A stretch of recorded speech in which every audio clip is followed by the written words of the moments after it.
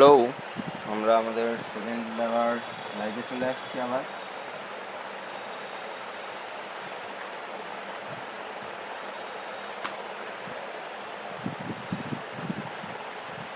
আমরা জাস্ট একটু ওয়েট করে নেই সবার জন্য।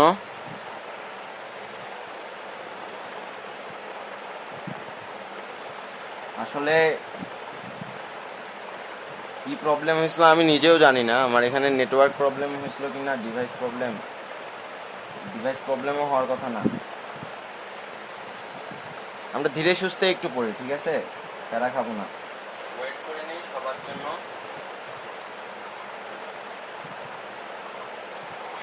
হুম,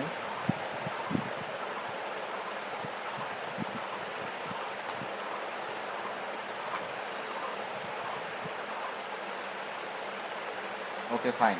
আমাদের যেহেতু ফার্স্ট ডে একটু প্রবলেম হচ্ছে, নেক্সট দিন থেকে আমরা বেটার ওয়েতে ক্লাস নেওয়ার ট্রাই করবো, ঠিক আছে? Sorry for this. হ্যাঁ, আমরা আমাদের এসি কারেন্টের আমরা কার্ভ বা গ্রাফটা নিয়ে কথা বলতেছিলাম। আমরা বলেই দিছি যে এসি কারেন্ট মানে কি অ্যাকচুয়ালি যে অল্টারনেটিং কারেন্ট, তার মানে এটা দিক ক্রমাগত অল্টারনেট করতেছে, অর্থাৎ এটা ডিরেকশন চেঞ্জড হয়। এটা ডিরেকশন কি চেঞ্জেবল, মানে কারেন্টটার তোমরা আসলে কারেন্টের direction one dimensional, two dimensional, multi dimension, three dimensional, one phase, two phase, three phase, অনেক কিছু হয়ে থাকে। তো এই জিনিসটা এইভাবে চিন্তা না করে জাস্ট এইটুকু ভাববা যে এসি কারেন্টে কারেন্ট অল্টারনেট করে, অর্থাৎ ডিরেকশন চেঞ্জ হয়।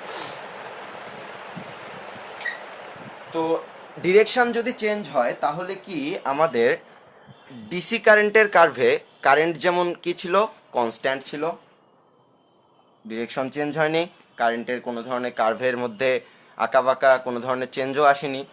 সো ডিরেকশন যদি চেঞ্জ হয় তখন অ্যাকচুয়ালি আমাদেরকে তোমাদের 9-10-এর থিওরি অনুযায়ী বলা হয়েছে যেখানে একটা সাইন ওয়েভ ক্রিয়েট হবে। সাইন থিটার কার্ভ দেখবা এমন হয়, এটা একটা কি সাইন ওয়েভ। এটা হচ্ছে এসি ভোল্টেজের ক্ষেত্রে বলা হচ্ছে যে এটা একটা সাইন ওয়েভ ক্রিয়েট হবে।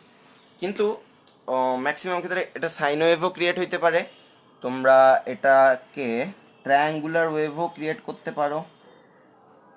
দেখবা যে আমি একটু আগে ফার্স্ট লাইভ যেই অপশনটা ছিল, ফার্স্ট লাইভ অপশনটাতে আমি বলছিলাম যে এখানে যে আমাদের ওয়েভটা আঁকছিলাম আমরা এই কথাটা বলছিলাম যে ওখানে কার্ভের কোনো ধরনের চেঞ্জ হচ্ছে না, বাট এখানে কখনো সাইন ওয়েভ কখনো ট্রায়াঙ্গুলার ওয়েভ কিসের সাহায্যে আমরা দেখতে পাবো? ত্রিভুজাকার ওয়েভ। দেখো এটা ত্রিভুজাকার গঠন, কিসের সাহায্যে দেখতে পাবো? আমরা এটা দেখার জন্য যে যন্ত্রটার নাম বলছিলাম সেটা ছিল অসিলোস্কোপ। বাট অসিলোস্কোপ তোমরা হয়তো বা এখন ইউজ করো নাই বা অনেকে দেখে থাকতে পারো। তো অসিলোস্কোপের সাহায্যে তুমি যে কোনো সার্কিটের এই গ্রাফটা নিয়ে আসতে পারবা, যে যে সেই সার্কিটটায় যদি এসি কারেন্ট চলে, এসি কারেন্টের কার্ভগুলো আমরা এরকম পাবো, যে সাইন ওয়েভ পাবো, আমরা ট্রায়াঙ্গুলার পাবো, ইভেন সামটাইমস এখানে কার্ভ হিসেবে রেক্ট্যাঙ্গুলার কার্ভও পাওয়া যায়। এটাকে বলা হচ্ছে কি কার্ভ? রেক্ট্যাঙ্গুলার কার্ভ বা রেক্ট্যাঙ্গুলার পালস। এই কার্ভটার নাম হচ্ছে রেক্ট্যাঙ্গুলার পালস। আচ্ছা, যাই হোক, এখানে এই এক্সট্রা কথাগুলো আমি এমনি বলতেছি, আমি জাস্ট কার্ভের একটা ডেরিভেশন দেখাইলাম তোমাদেরকে। বাট এটা বলার উদ্দেশ্য হচ্ছে এটাই যে আমরা এসি কারেন্টের কার্ভ আঁকতেছিলাম। এসি কারেন্ট মানে হচ্ছে অল্টারনেটিং কারেন্ট, এটার দিক ক্রমাগত চেঞ্জ হইতেছে, ডিরেকশন চেঞ্জেবল, যার কারণে এটার কার্ভের মধ্যে আমরা কোনো কনস্ট্যান্ট কার্ভ পাচ্ছি না। আমরা কখনো ট্রায়াঙ্গুলার পাইতেছি, কখনো সাইনোসাইডাল পাইতেছি, বা কখনো রেক্ট্যাঙ্গুলার অর্থাৎ চতুর্ভুজাকার কার্ভ বা লেখচিত্র পাচ্ছি। অর্থাৎ এটা লেখচিত্রে পরিবর্তন দেখেই বোঝা যাচ্ছে যে কখনো আপ কখনো ডাউন। দেখো এইদিকে যখন আসতেছে এখানে এটার কি বিস্তার, এগুলো বিস্তার না, আমরা তো বিস্তার পড়ছি তরঙ্গ অধ্যায়ে। বিস্তারের ইংলিশ কি? অ্যাম্পলিটিউড। তো এখানে যে অ্যাম্পলিটিউড আপ, এখানে কি ডাউন হয়ে যাচ্ছে, অর্থাৎ এটা ডিরেকশন একবার উপরে একবার নিচে যাচ্ছে। তার মানে আমরা বলতে পারি যে এটাই অ্যাকচুয়ালি আমাদের এসি কারেন্টের কার্ভকে বিলং করতেছে। That's all. অনেক বেশি কথা বলে ফেললাম এই বিষয়গুলো নিয়ে।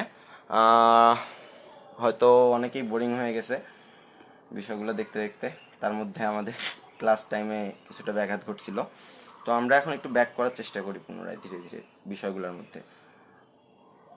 সবাই ধীরে ধীরে সংযোগ হয়ে যাক। এখন বর্তনীতে তোমরা দুই ধরনের সংযোগ হয়, একটা শ্রেণী সংযোগ, সমান্তরাল সংযোগ, এগুলো জানো। আমি এই বিষয়টা নিয়ে একটু পরে কথা বলবো। তো আমরা আমাদের সেকেন্ড টপিক্সে ফিরে যাই। সেকেন্ড টপিক্সটা হচ্ছে আমাদের ওহমের সূত্র। এখান থেকে আমরা মেনলি ভালো ভালো ম্যাথ দেখা শুরু করব, যে এই ম্যাথের জন্যই তো পোলাপান প্যারা খাও না। থিওরি পড়তে হবে ফিজিক্সের ক্ষেত্রে, মেইন জিনিসই হচ্ছে থিওরি না পড়লে কিছু হবে না। ম্যাথ এমনিই হয়ে যাবে প্র্যাকটিস করতে করতে। তো এখান থেকে আমরা ম্যাথের কিছু ট্রিক্সও দেখবো, চলতরিতের সুন্দর সুন্দর কিছু ট্রিক্স দেখবো, আর হলো একটু বেসিক জিনিসটা একটু ভালোভাবে নিজের মধ্যে নেওয়ার ট্রাই করব। তো ওহমের সূত্রে বলা হয়েছে যে আমাদেরকে একটা পরিবাহী তার দেওয়া হয়েছে। পরিবাহী তার কোনটা? সাপোজ এইটাই হইলো আমাদের পরিবাহী তারটা। পরিবাহী তারের কয়টা প্রান্ত এখানে আমরা দেখতে পাচ্ছি? দুইটা প্রান্ত। এইটা একটা প্রান্ত, এইটা একটা প্রান্ত। এই প্রান্তের নাম দিলাম এ, এই প্রান্তের নাম দিলাম আমি কি? বি। সো এ প্রান্তের ভোল্টেজ ভিএ বা বিভব ভিএ, বি প্রান্তের ভোল্টেজ বা বিভব ভিবি। এখন এটার মধ্য দিয়ে কারেন্ট কখন প্রবাহিত হবে? আমরা একদম অধ্যায়ের শুরুতে বলছি, যখন ভোল্টেজের মধ্যে একটা ডিফারেন্স থাকবে, দুই প্রান্তের ভোল্টেজের মধ্যে ডিফারেন্স থাকবে, অর্থাৎ দুই প্রান্তের ভোল্টেজ কি হওয়া যাবে না? ইকুয়াল হওয়া যাবে না। ইকুয়াল না হলেই আমরা শুধুমাত্র এটার মধ্য দিয়ে একটা প্রবাহিত কারেন্ট পাবো। সে কারেন্টটা কি? আমাদের আই, তাই না? তো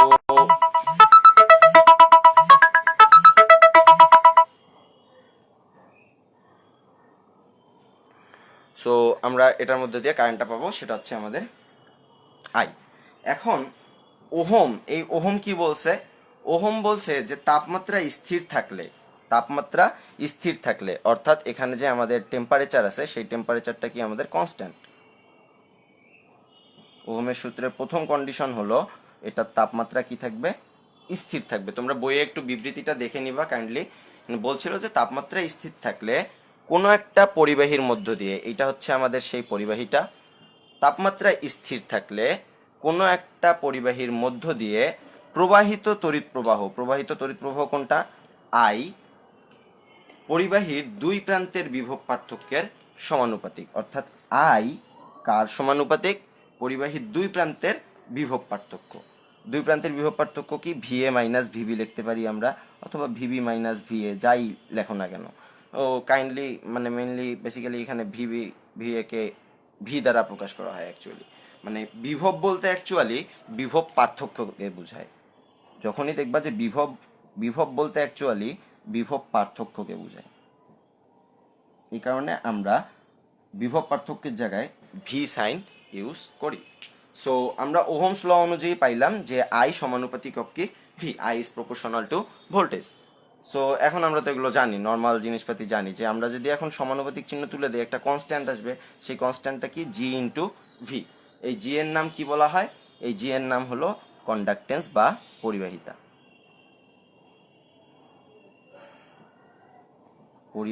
বা কন্ডাক্টেন্স। এই জি নিয়ে আমাদের আলাদাভাবে একটু পড়াশোনা করতে হবে, তাই না? পরিবাহিতা বা কন্ডাক্টেন্স কি? রোধের বিপরীত রাশি। আমরা জানি এগুলো, যে পরিবাহিতা বা কন্ডাক্টেন্স হলো রোধের বিপরীত রাশি, অর্থাৎ জি ইজ ইকুয়াল টু কি? 1/r। আর এর একক কি? আর এর একক হইল ওহম, তাই না? তাইলে জি এর একক আমাদের কি দাঁড়াবে? জি এর একক আমাদের আলটিমেটলি দাঁড়াবে ওহম ইনভার্স 1, অথবা ওহম ইনভার্স 1কে তুমি চাইলে লিখতে পাবা মোহ। আমরা এটা আমাদের এমএইসও মোহ বুঝতাম আমরা। ওহম ইনভার্স 1কে তুমি চাইলে মোহ লিখতে পাবা। এছাড়াও এটাকে সিমেন্সও বলা যায় এককে।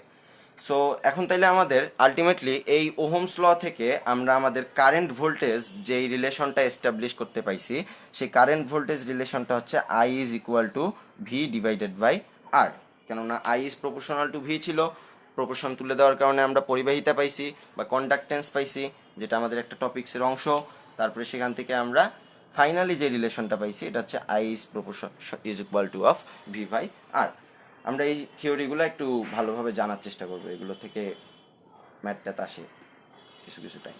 তো এখন আমরা আমাদের ভোল্টেজ জানলাম, যে ভোল্টেজ বা বিভব পার্থক্যকে আমরা প্রকাশ করি কি দ্বারা? ভি দ্বারা। সো এখন একটু একটা সার্কিট আঁকি, নর্মাল একটা বেসিক সার্কিট আঁকবো। এটা হচ্ছে আমাদের সার্কিটের সেল, ভোল্টেজের নাম দিলাম আমরা কি ই, ভোল্টেজ সার্কিট যেই সেলটা ইউজ করতেছি সেলের ভোল্টেজ আমাদের কি ই। এখন আমরা এটার মধ্য দিয়ে একটা রেজিস্ট্যান্স দিলাম তারের আর, আমরা আমাদের সার্কিট ক্লোজ করে দিলাম। আমরা জানি প্রতিটা সেল, এখানে কি এটা একটা সেল ইউজ হয়েছে,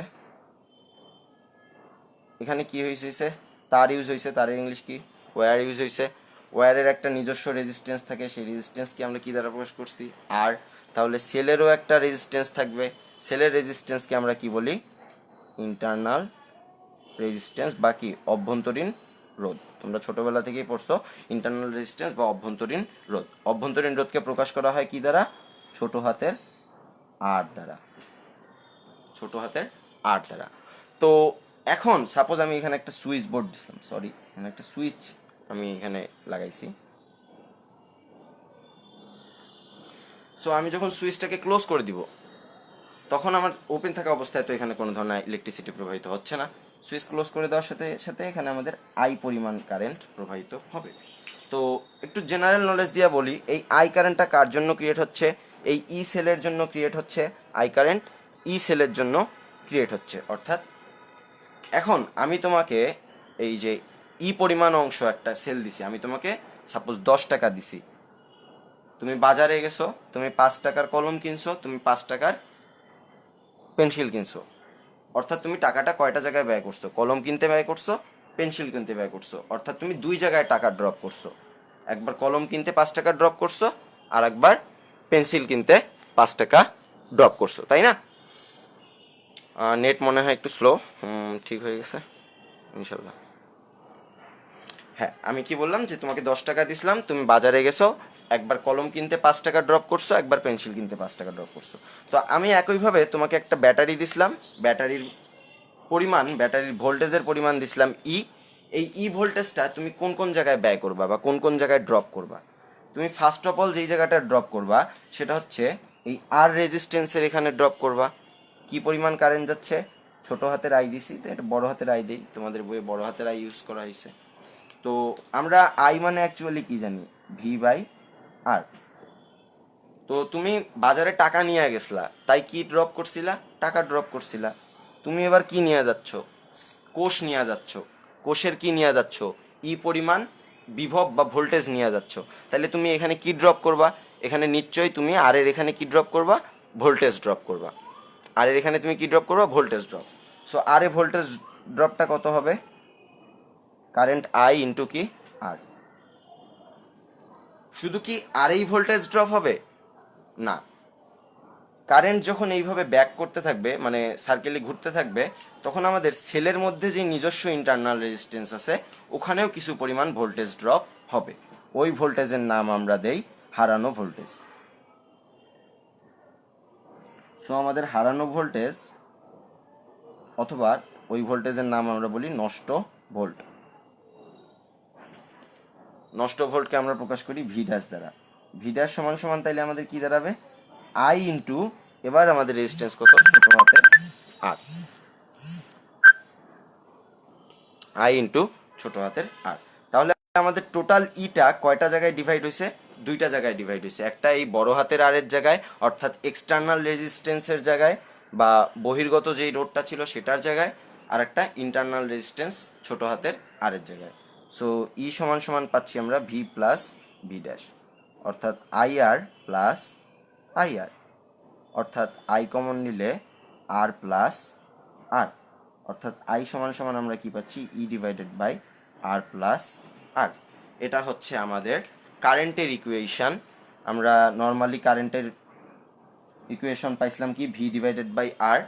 এখানেও ভি ডিভাইডেড বাই আরই অ্যাকচুয়ালি, বাট এখানে আমাদের একটা নতুন রেজিস্ট্যান্স অ্যাড হচ্ছে, সেটা হচ্ছে রেজিস্ট্যান্স অফ দি সেল বা ইন্টারনাল রেজিস্ট্যান্স।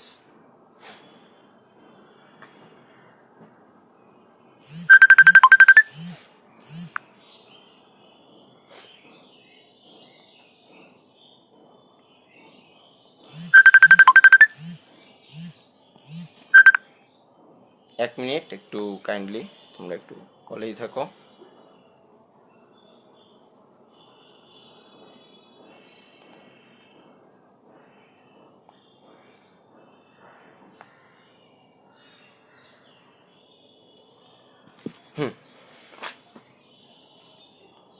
সো আমরা এখন ব্যাক করব তড়িৎ পরিবাহিতাতে। পরিবাহিতা বা কন্ডাক্টেন্স পড়ছি, রোধ। আমাদের কারেন্ট নিয়ে কথা হয়েছে, ভোল্টেজ নিয়ে কথা হয়েছে, এভরিথিং নিয়ে কথা হয়েছে। আমরা এখন যে জিনিসটা নিয়ে কথা বলবো সেটা হচ্ছে রেজিস্ট্যান্স বা রোধ। এখানে কিছু মজার মজার জিনিস আছে। আমাদেরকে যদি একটা পরিবাহী দেওয়া হয়, সাপোজ এইটা আমাদেরকে একটা পরিবাহী, যেই পরিবাহীর দৈর্ঘ্য কতটুকু? দৈর্ঘ্য হইল এল। পরিবাহীর প্রস্থচ্ছেদের ক্ষেত্রফল কতটুকু? প্রস্থচ্ছেদের ক্ষেত্রফল হলো এ। সো পরিবাহীর এল কি? দৈর্ঘ্য, আর এ কি? ক্ষেত্রফল, তাই তো? শোনা যাচ্ছে তো?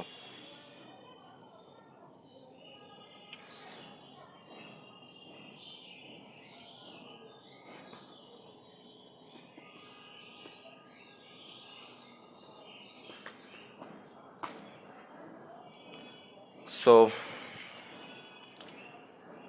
এখন আমাদের এটা তো পরিবাহী বা কন্ডাক্টর বা তার, আমরা যে সার্কিটের মধ্যে যে তারটা ইউজ করব সেই কন্ডাক্টর। সো এটার কি নিজস্ব একটা রেজিস্ট্যান্স থাকবে। এই রেজিস্ট্যান্সটাকে আমরা বলতেছি আর। অবশ্যই তারের কি, তারের নিজস্ব একটা রেজিস্ট্যান্স থাকবে, সেই রেজিস্ট্যান্সটাকে আমরা কি বলতেছি? আর। তো এই আর অ্যাকচুয়ালি কার কার উপর ডিপেন্ডস করে? আমরা আর কার কার উপর ডিপেন্ডস করে? কার কার? আরটা বলা হলো যে এই আর যদি আমাদের পরিবাহীটার উপাদান ফিক্সড থাকে, তাপমাত্রা ফিক্সড থাকে, তাহলে এই আর কি পরিবাহীর দৈর্ঘ্যের সমানুপাতিক এবং এর প্রস্থচ্ছেদের ক্ষেত্রফলের ব্যস্তানুপাতিক। সো এই দুইটাকে যখন আমরা কম্বাইন করব, এই দুইটাকে কম্বাইন করলে আমরা কি পাবো? আর সমানুপাতিক অফ এল বাই এ। এখান থেকে যদি আমরা সমানুপাতিক চিহ্ন তুলে দেই তাহলে আমাদের ইকুয়েশন আসে rho L by A. What is this rho? এই রো জিনিসটা কি? এই রো জিনিসটা হচ্ছে আমাদের আপেক্ষিক রোধ। আপেক্ষিক রোধ। সো আপেক্ষিক রোধ রো কার উপর ডিপেন্ডস করে? এটা সাধারণত রো সমান সমান আমরা কি লিখতে পারবো? আর এ ডিভাইডেড বাই এল। এটা ডিপেন্ডস করে দৈর্ঘ্য, প্রস্থচ্ছেদের ক্ষেত্রফল, উপাদান এবং তাপমাত্রা, অর্থাৎ যে কন্ডাক্টরটা ইউজ করছে সেই কন্ডাক্টরটার উপাদান এবং টেম্পারেচারের উপর আমাদের এই রো এর ভ্যালু ডিপেন্ডস করে থাকে। সো এখন তোমাদের কিছু কিছু ম্যাথ দেখতে পাবা, যে ম্যাথগুলোয় বলা হয় যে দৈর্ঘ্য বাড়ায় দেওয়া হয়েছে 3 গুণ, বা ক্ষেত্রফল কমায় দেওয়া হয়েছে 1 গুণ, নতুন রোধ কত হবে বা নিউ রেজিস্ট্যান্স কত হবে। এখান থেকে আমরা একটা ইকুয়েশন লিখতে পারবো যে দেখো এই আর কার সমানুপাতিক? এল এর। কার ব্যস্তানুপাতিক? এ এর, অর্থাৎ প্রস্থচ্ছেদের ক্ষেত্রফলের। সো আমরা যখন এভাবে লিখবো R one by R two, একটু ইকুয়েশন গ্রাউন্ড করার চেষ্টা করতেছি। R one by R two, R one R two কি জিনিস ম্যাথ দেখলেই বুঝতে পারবা। R one by R two লিখলে আর ওয়ানের জন্য এল কি? সমানুপাতিক, তাহলে L one by L two. আবার আর এর জন্য এ কি? ব্যস্তানুপাতিক, তাহলে এখান থেকে আমরা কি লিখতে পারবো? ব্যস্তানুপাতিক যেহেতু, উপরে আর ওয়ান থাকলে তাইলে উপরে হবে কি? এ টু, আর নিচে হবে কি? এ ওয়ান, তাই না? আবার আর এর সাথে রো এর সম্পর্ক কি? সমানুপাতিক। তাহলে আমরা এখানে এটা কি লিখতে পারবো? Rho one by rho two, তাই তো? কিন্তু এই ইকুয়েশন তখনই গ্রাউন্ড হবে যখন আমাদের এই rho one by rho two একই উপাদানের হবে। এই পুরো ইকুয়েশনটা আমরা তখন ইউজ করতে পারবো rho one by rho two একই উপাদানের হবে। যদি একই উপাদানের হয় তাহলে রো ওয়ান আর রো টুর ভ্যালু কি অ্যাকচুয়ালি সেম হবে। উপাদান সেম হইলে আমাদের রো এর আপেক্ষিক রোধের ভ্যালুও সেম হবে। তো ওইটা বিষয় না, আমরা এখান থেকে ইকুয়েশন একটা দাঁড় করাইতে পারছি যে R one by R two সমান সমান L one by L two into কি? A two by A one. That's all. এখন আমরা কিছু অঙ্ক দেখব।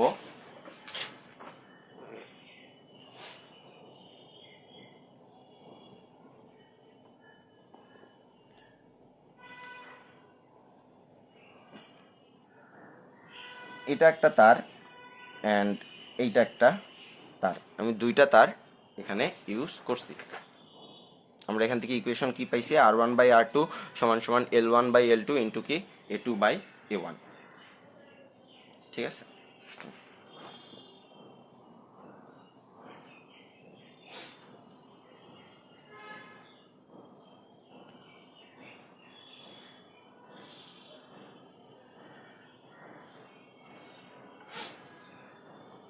সো অঙ্কটাতে বলা হয়েছে যে এটার দৈর্ঘ্য L1, এটার দৈর্ঘ্য L2, এটার ব্যাস, ব্যাস মিন্স এই পুরা এরিনা, এই পুরা এই লাইনটা, এটার ব্যাস D1, এটার ব্যাস D2, অ্যান্ড এটার আপেক্ষিক রোধ ρ1, এটার আপেক্ষিক রোধ ρ2। এবং প্রশ্নে বলে দেওয়া হয়েছে যে এদের প্রত্যেকের অনুপাত হাফ, অর্থাৎ L1/L2 হাফ, তারপরে D1/D2 হাফ, তারপরে ρ1/ρ2 কত হাফ, অনুপাত প্রশ্নে দেওয়া আছে। এখন বলছে যে এই তারের রেজিস্ট্যান্স হলো R1, এই তারের রেজিস্ট্যান্স কি R2। R1 এর ভ্যালু দেওয়া আছে কত, আমার R1 এর ভ্যালু দেওয়া আছে 10 ওহম। তাইলে আমাকে প্রশ্নে বলছে R2 কত। আমরা একটু আগে আমাদের ইকুয়েশন থেকে দেখছি, কি ইকুয়েশন, R1/R2 সমান সমান কি L1/L2 গুণন কি A2/A1 গুণন কি ρ1/ρ2। দেখি L1/L2 কত, হাফ, ρ1/ρ2 কত, হাফ, A2/A1 কত। এ মানে কি, এ মানে অ্যাকচুয়ালি ক্ষেত্রফল বা এরিয়া, প্রস্থচ্ছেদের ক্ষেত্রফল মানে কি বৃত্তকলার ক্ষেত্রফল অর্থাৎ পাই, R², আর কি ব্যাসার্ধ বা রেডিয়াস, কিন্তু এখানে দেওয়া আছে কি, আমার এখানে দেওয়া আছে ব্যাস, ব্যাস দেওয়া আছে জন্য আমরা ডি দ্বারা ইউজ করছি ডায়ামিটার। তাহলে আমাদের এখানে কি হবে, পাই গুণন D/2², সোজা কথায় পাই D²/4। সো A2/A1 এর জায়গায় আমরা লিখতে পারবো অ্যাকচুয়ালি কি D2²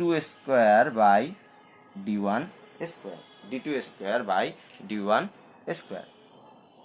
সো হাফ গুণন হাফ, D1/D2 ছিল হাফ, তাহলে D2/D1 কত হবে 2, 2 এর উপরে স্কোয়ার, তাই না? তাইলে আমাদের রেজিস্ট্যান্সটা দাঁড়াচ্ছে কত, এদিকে 1, তাইলে R1 ইজ ইকুয়াল টু আমাদের দাঁড়াচ্ছে কত, R2 সমান সমান 10 ওহম। এটা হচ্ছে আমাদের একটা ম্যাথস। এইটাই তোমরা বলতে পারো যে এই অধ্যায়ের সব থেকে টাফেস্ট ম্যাথ, মানে মানে এই টপিক রিলেটেড সব থেকে কঠিন ম্যাথগুলো যদি বলতে যাও, এটা একটা কঠিন ম্যাথ। আর আমি একটা নর্মাল জিনিস শিখাবো, খুবই একটা নর্মাল বা শর্টকাট বলতে পারো। আলটিমেটলি আমরা এই অঙ্কটাও কিন্তু শর্টকাটেই করলাম, যে এই সূত্রটা জাস্ট আমরা কি করে রাখবো, আমরা মাথায় রেখে দিব যে R1/R2 সমান সমান কি L1/L2 A2/A1 ρ1/ρ2। এখন আমরা একটা শর্টকাটে যাব, যে একটা পরিবাহী কে টেনে n গুণ লম্বা করা হয়েছে, কি করা হয়েছে, n গুণ লম্বা করা হয়েছে। তো এর আগে রেজিস্ট্যান্স ছিল R1, এখন রেজিস্ট্যান্স হয়েছে কত, R2। মানে লম্বা করলে কি চেঞ্জ হবে, লেন্থ চেঞ্জ হবে, লেন্থ চেঞ্জ হওয়া মানে কি রেজিস্ট্যান্স চেঞ্জ হওয়া, কেননা আমরা আগেই সূত্রে জানছি যে আর কার উপর ডিপেন্ড করে, এল এর উপর ডিপেন্ড করে। সো আমাদের R1/R2 সমান সমান কি L1/L2 ইন্টু কি A2/A1 ইন্টু কি ρ1/ρ2। যেহেতু এগুলো একই উপাদান, তাই ρ1/ρ2 এর অনুপাত কত হবে, একই উপাদান যেহেতু ρ1/ρ2 এইটার অনুপাত হবে 1। একই উপাদান হইলে আপেক্ষিক রোধ কি সেম হবে, তাই না, ρ1/ρ2 কি হবে সেম হবে। তো আমরা এখানে একটা জিনিস মিস করছি, এটা তোমরা সবাই জানো, যে আমরা যে আপেক্ষিক রোধ রো পাইলাম, এই রো এর ভ্যালু একক কি হবে, এই রো এর একক কি হবে RA/L। আর এর একক কি ওহম, এর একক কি মিটার স্কোয়ার, এল এর একক কি মিটার, তাইলে আমাদের দাঁড়াচ্ছে কি ওহম মিটার। এটা হচ্ছে গিয়ে কি আমাদের আপেক্ষিক রোধের একক। আপেক্ষিক রোধের একক ওহম মিটারও ইউজ করতে পারো।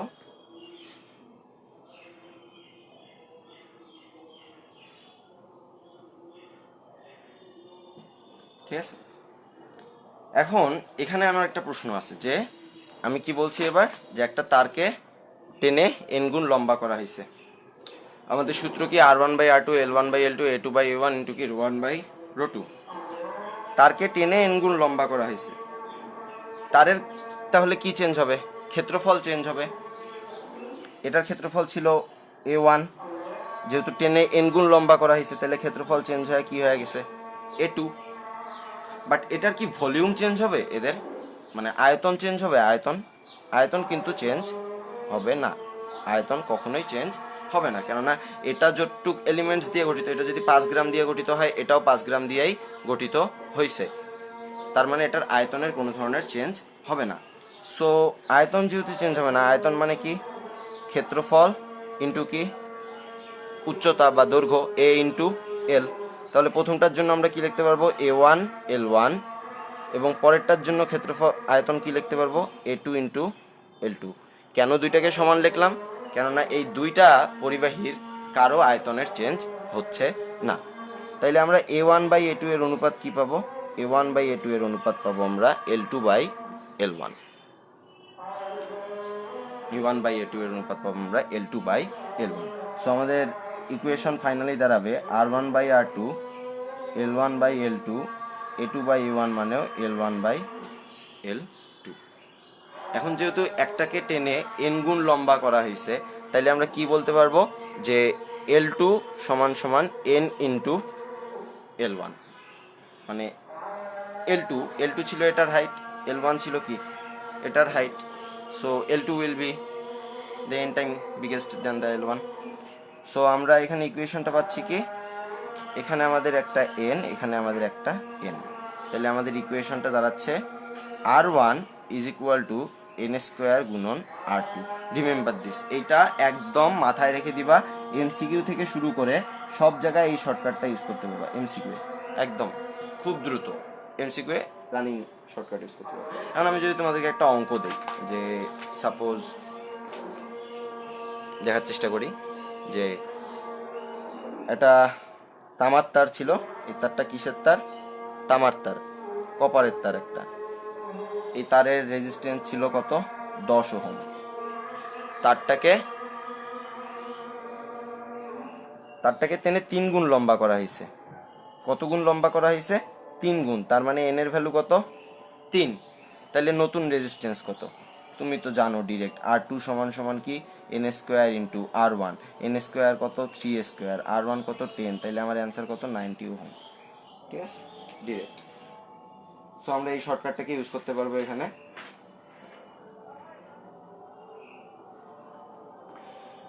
এখন আমরা সরাসরি, আচ্ছা তোমরা রেসপন্স করিও, কেউ যদি না বুঝে থাকো বা কোনো বিষয় কোনো টপিকস বুঝতে অসুবিধা হলে সাথে সাথে রেসপন্স করবো।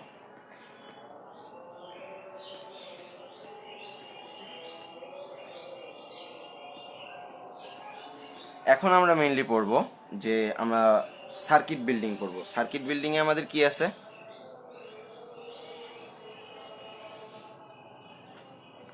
সার্কিট যখন আমরা পড়তে যাই আমাদেরকে প্রথম যে টপিকসটা আসে সেটা হচ্ছে রোধের সমবায়। কি? রোধের সমবায়। রোধের সমবায় কয় প্রকার পড়ছিলাম আমরা? 2। একটা হচ্ছে কি শ্রেণী, আর একটা কি সমান্তরাল, তাই তো? সমান্তরালে ইকুইভ্যালেন্ট রেজিস্ট্যান্সকে প্রকাশ করা হয় আরপি দ্বারা। কেন পি? কেননা সমান্তরাল ইংলিশ কি প্যারালাল। আর শ্রেণীতে ইউজ করা হয় RS দ্বারা। কেন এস? কজ শ্রেণী ইংলিশ কি সিরিজ। এখন আমরা কিছু সার্কিট এখানে চেক করতে পারি যে সার্কিটের মধ্যে কে শ্রেণী সমান্তরালে আছে, কে সমবায়ে আছে। RS মানে আমরা কি লিখতে পারি? R1 plus R2 dot dot dot dot plus কি RN। এটা নিয়ে বিস্তারিত বলবো না। আবার RP মানে আমরা কি লিখতে পারবো? RP মানে আমরা লিখতে পারবো 1/R1 1/R2 plus dot dot dot dot যতগুলা রেজিস্ট্যান্স থাকবে এরকম, তার উপর কি ইনভার্সন, তাই না? সো আমরা এখানে কিছু সার্কিট দেখার চেষ্টা করব, যেই সার্কিটগুলো জানলে আমাদের মোটামুটি সব সার্কিটেই মেনলি শ্রেণী এবং সমান্তরাল সমবায় নিয়ে কোনো ধরনের প্রবলেম হবে না। আমাদের ম্যাক্সিমাম টাইম 9-10-এ এইটাই প্রবলেম হয়, ইকুইভ্যালেন্ট রেজিস্ট্যান্স বের করা নিয়ে আর ভোল্টেজ বের করা নিয়ে। প্রতিটা সার্কিটের মধ্যে হঠাৎ করে দেখা যায় যে একটা তারের মধ্যে দিয়ে বলে যে এই তারের মধ্যে ভোল্টেজ কত, এই ম্যাথগুলো নিয়ে একটু প্রবলেম হয়। আমরা এগুলো নিয়ে কিছু ছোটোখাটো ট্রিক্স শেখার চেষ্টা করব, দ্যাটস অল। এখন আমরা প্রথমে একটা সার্কিট দেখি।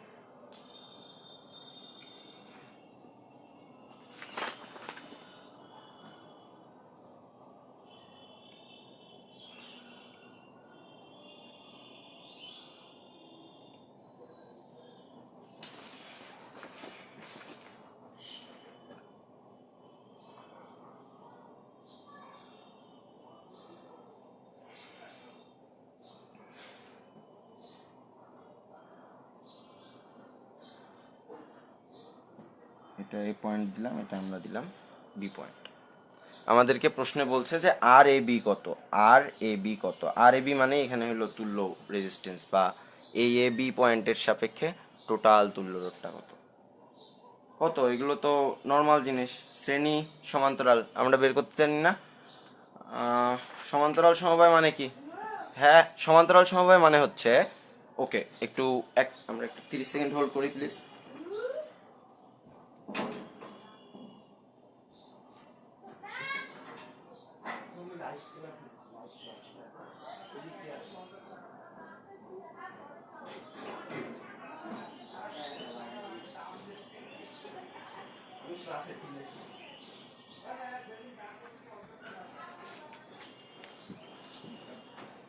সরি, একটু ওয়েট হয়ে গেল।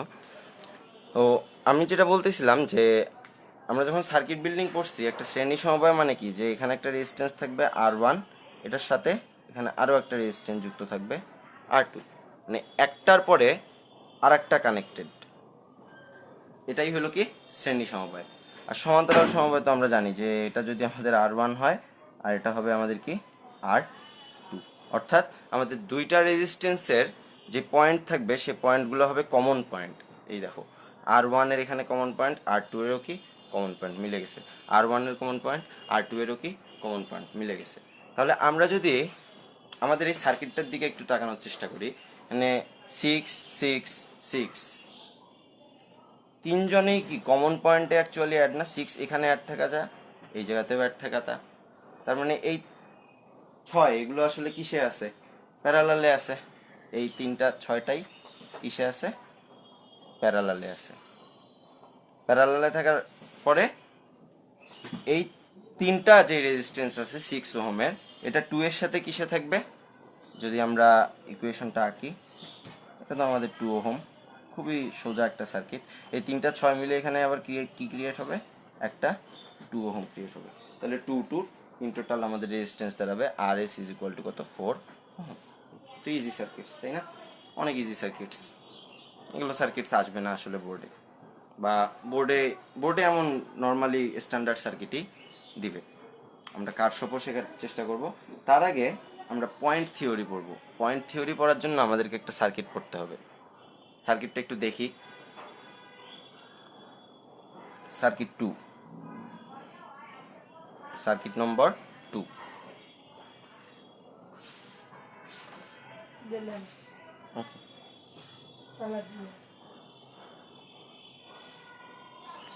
সার্কিট নাম্বার 2 পড়তেছি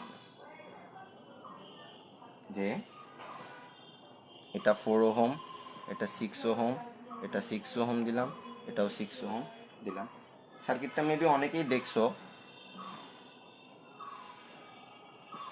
বিখ্যাত সার্কিট।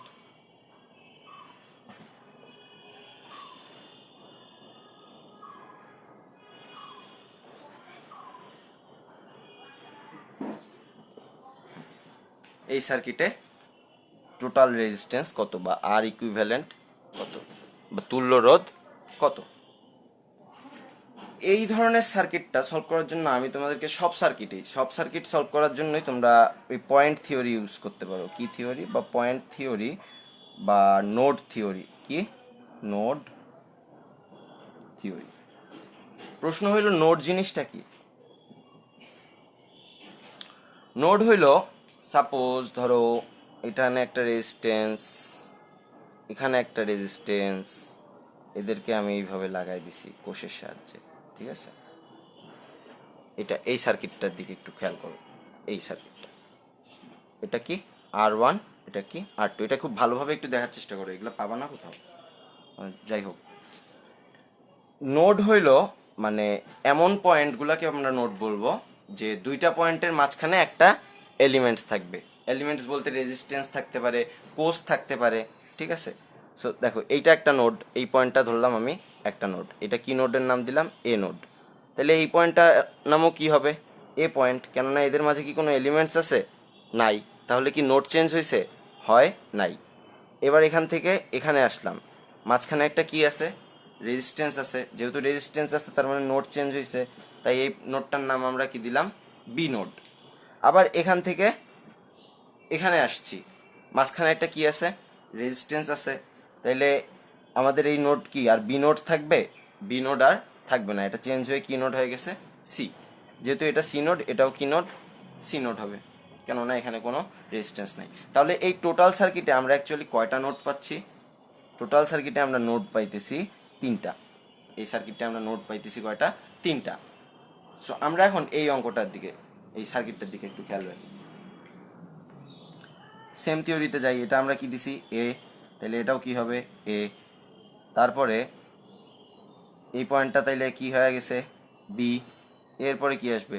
বি। এখন এখানে যখন যাব, এখানে একটা কি আছে? এলিমেন্টস আছে। আবার এখানে যখন যাব, এখানেও একটা কি আছে? এলিমেন্টস আছে। বাট সার্কিটের মধ্যে কারেন্ট সবসময় কি করে? কারেন্ট তো এই দিক বরাবর যাচ্ছে, তাই না? কারেন্ট অলওয়েজ কি করে? কারেন্ট অলওয়েজ শর্ট পার্টটাকে খোঁজে। শর্ট পার্ট খোঁজা মানে কি? শর্ট সার্কিটটাকে খুঁজবে। কারেন্ট যদি দেখে যে কোথাও শর্ট সার্কিট হয়েছে, মানে কোনো ধরনের কোনো রেজিস্ট্যান্স নাই বা বাধা নাই, তাহলে কারেন্ট কি করবে? ওই দিক দিয়েই দৌড়াবে। তাহলে এই কারেন্টটা কি করবে? এই জায়গা দিয়ে আসে, সে এই জায়গা দিয়ে দৌড়াইতে যাবে, উপর দিয়ে। সো এইখানে বি নোড হইলে এটাও কি নোড? B node. এটাও কি নোড? B node. এটাও কি নোড? বি নোড, তাই না? আবার এই বি থেকে এখানে আসতে নোড কি হয়ে গেছে? সি। কেননা একটা এলিমেন্টস আসছে, এলিমেন্টস আসার কারণে নোড চেঞ্জ হয়ে বি নোড থেকে কি হয়ে গেছে? C node. তারপরে আবার এইখানেও কি? সি। এখানেও কি? সি। এখানেও কি? সি। তাহলে এই টোটাল সার্কিটেও আমি কয়টা নোড পাইলাম? এ বি সি, তিনটা নোড পাইছি, তাই না? এবার আমরা এ বি সি, দেখো এ থেকে বি এর মধ্যে কয়টা রেজিস্ট্যান্স আছে? একটা। বি থেকে সি এর মধ্যে কয়টা রেজিস্ট্যান্স আছে? একটা। বি থেকে সি এর মধ্যে আবার কয়টা রেজিস্ট্যান্স আছে? আরও একটা। আবার বি থেকে সি এর মধ্যে আবার আরেকটা কি রেজিস্ট্যান্স আছে? আরও একটা। এখন দেখো তো এই পুরা সার্কিটটা, সরি দেখা যায়নি হয়তো। এখন দেখো তো এই পুরা সার্কিটটাকে আমরা কিন্তু সরলীকরণ করে ফেলছি যে নোডাল অ্যানালাইসিসের সাহায্যে। যে আমাদের এখান থেকে দেখতে অসুবিধা হচ্ছিল যে কে শ্রেণীতে আছে, কে সমান্তরালে আছে, কেননা সার্কিটটাই কি ক্রিয়েট করা ছিল? শর্ট সার্কিট পাথ ক্রিয়েট করা ছিল। তো নোডাল অ্যানালাইসিসের সাহায্যে বা নোড পয়েন্ট চিহ্নিত করে করে আমরা খুব সহজেই সার্কিটটাকে সরল করে ফেললাম। আমি যখন ক্লাস 9-10-এ পড়তাম, মানে তখন তো ও মানে এখন তো অনেক সার্কিট আমরা সলভ করি মোটামুটি, আমাদের যেই সার্কিটের উপর পড়াশোনা, প্রচুর সার্কিট সলভ করা হয়। বাট আমি যখন 9-10-এ পড়তাম, আমি কিন্তু সার্কিট টার্কিট পাইতাম না খুব একটা। তো তখন দেখা যেত আমি কোনো সার্কিট দেখলেই প্রথমেই এই নোড থিওরিটা অ্যাপ্লাই করার চেষ্টা করতাম, সেটা যেই সার্কিটই হোক। সাপোজ একটু আগে আমরা যেই সার্কিটটা ইউজ করলাম, এই সার্কিটটা কি অনেক ইজি ছিল, আমি এটাতেও নোড থিওরি অ্যাপ্লাই করতাম। মানে জানি না, এটা আমার নর্মালি স্যাটিসফ্যাকশন লাগতো যে নোড থিওরি ইউজ করে হয়তো সার্কিটটা খুব সহজে সরলীকরণ করা যায়। বাট এটা আসলে না, এটা এক্সপিরিয়েন্সের উপর ডিপেন্ড করে। তুমি সার্কিট সলভিংয়ে কত বেশি এক্সপার্ট হবা, এটা সম্পূর্ণ তোমার আর মানে এক্সপিরিয়েন্সের উপর ডিপেন্ড করবে, যে তুমি কতগুলো সার্কিট আসলে সলভ করছো, এটার উপর ডিপেন্ড করবে। তো আমরা আরও কয়েকটা সার্কিট দেখব, সার্কিট শেষ হয়নি। সার্কিট দেখতে দেখতেই ম্যাথ করার চেষ্টা করব।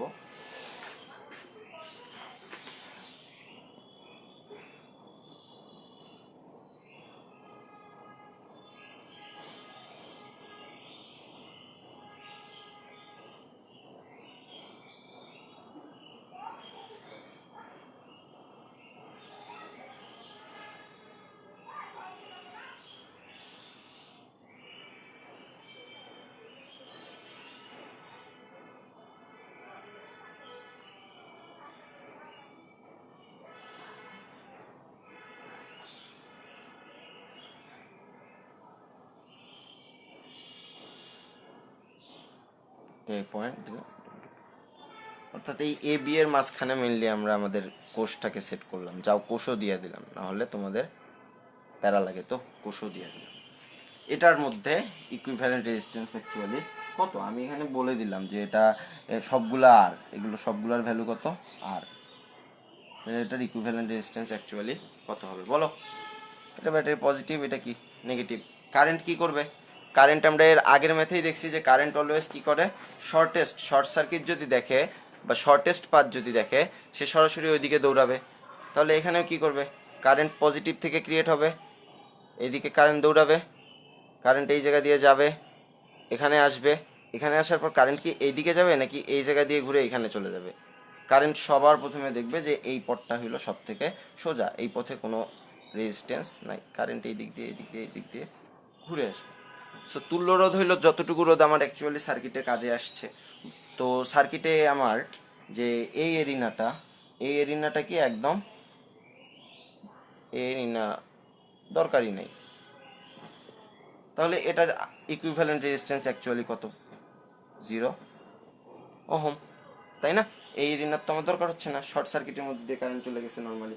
সো তারপরে আরেকটা যদি সার্কিট দেখার চেষ্টা করি, তোমরা তো একটু আগে নোট থিওরি অ্যাপ্লাই করছো, নোট থিওরি যেহেতু অ্যাপ্লাই করছো তাহলে এই অঙ্কটা একটু দেখার চেষ্টা করি কিভাবে করা যায়।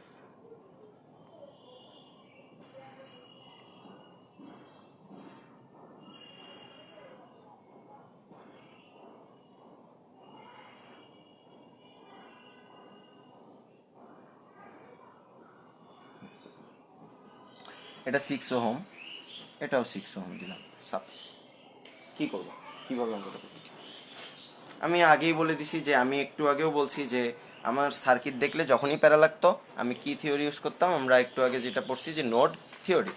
এখানে একটা নোড ধরি এ পয়েন্ট, তাহলে এটাও কি পয়েন্ট, এ পয়েন্ট, এইখান দিয়ে একটা তার গেছে কিন্তু কোনো এলিমেন্টস নাই, তাহলে এই পয়েন্টও কি এ পয়েন্ট। এখান থেকে এই পয়েন্টে আসছি, একটা এলিমেন্টস আছে 6 ওহমের, তাহলে এই পয়েন্টটার নাম কি হবে, বি পয়েন্ট। এখন এই বি পয়েন্ট আবার এইদিকে আসলে এখানেও কি পয়েন্ট, বি পয়েন্ট। আবার এখান থেকে এখানে যাওয়া যায় দেখো, এবং কিন্তু কোনো এলিমেন্টস নাই, যেহেতু এলিমেন্টস নাই তাহলে এটাও কি পয়েন্ট, বি পয়েন্ট। তাহলে আমরা এখানে নোট কয়টা পাচ্ছি, নোট এখানে পাইতেছি আমরা 2টা।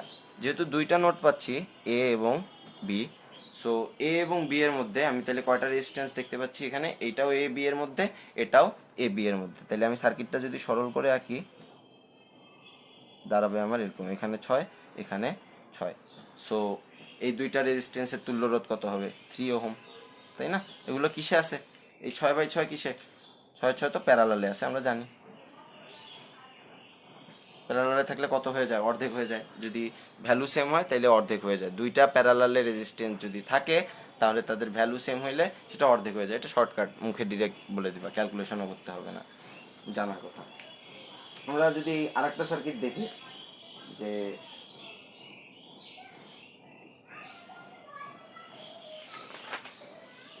আরেকটা সার্কিট একটু দেখার চেষ্টা করি।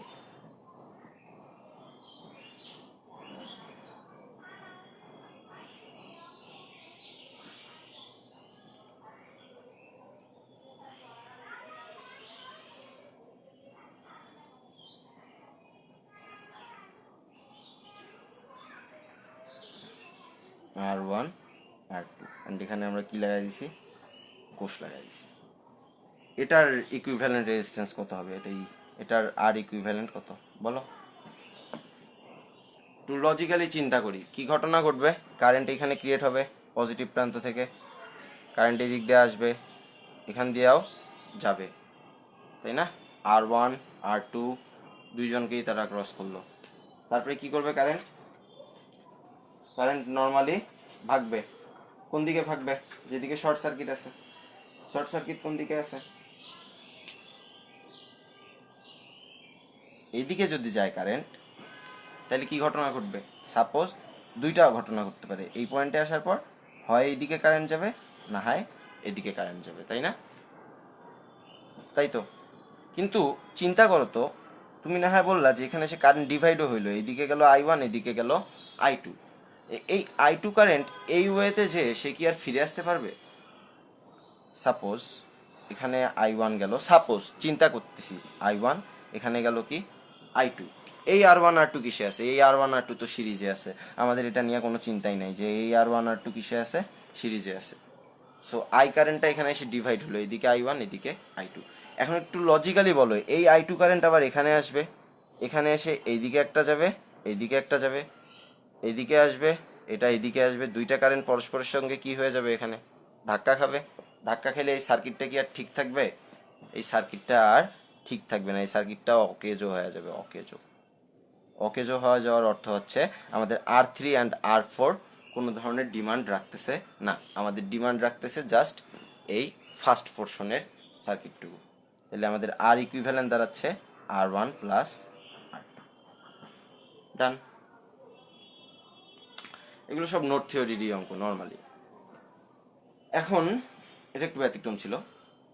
আমরা যদি আরেকটা সার্কিট দেখি, আমরা তো নোট থিওরি নিয়ে অনেক কথাবার্তা বলছি মোটামুটি। সো একটু সার্কিট দেখি একটা, যে 1 2 3 4 5, 5টা রেজিস্ট্যান্স দিছি আমরা, দুইটা রেজিস্ট্যান্স, মাঝখানে দুইটা রেজিস্ট্যান্স, রেজিস্ট্যান্স,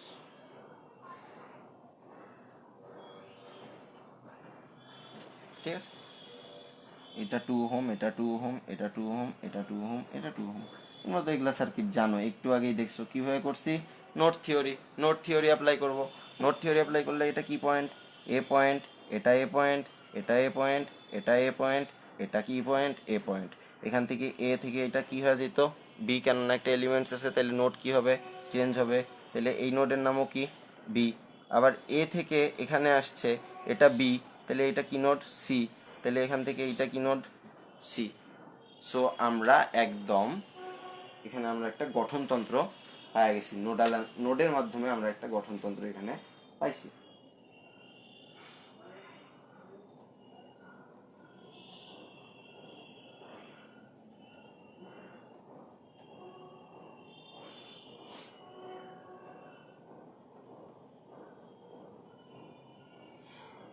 ঠিক আছে।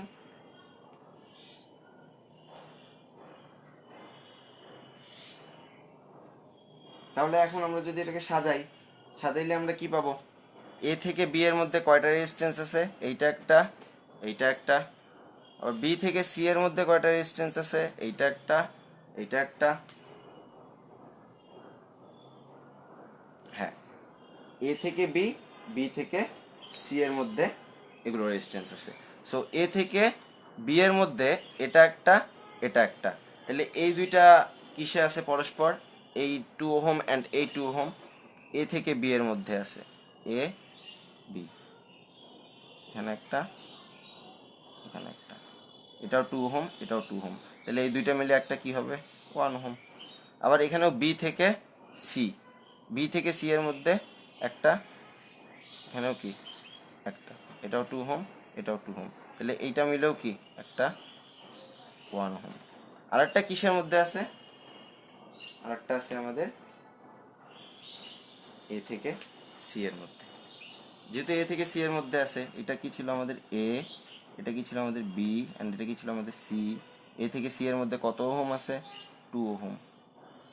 সো উপরে 2 ওহম, নিচেও কত ওহম? 2 ওহম। উপরে এই 1 ওহম, 1 ওহম কিসে আছে?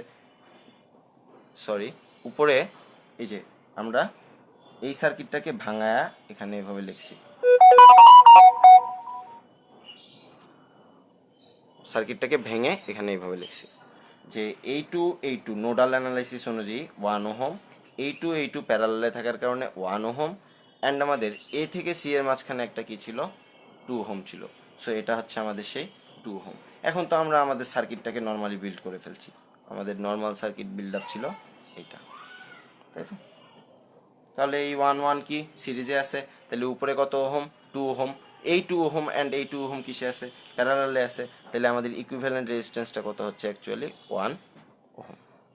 দুইটা 2 ওহম যখন প্যারালালে থাকে তখন আমাদের ইকুইভ্যালেন্ট রেজিস্ট্যান্স 2 এর অর্ধেক, অর্থাৎ 1 ওহম। ডান।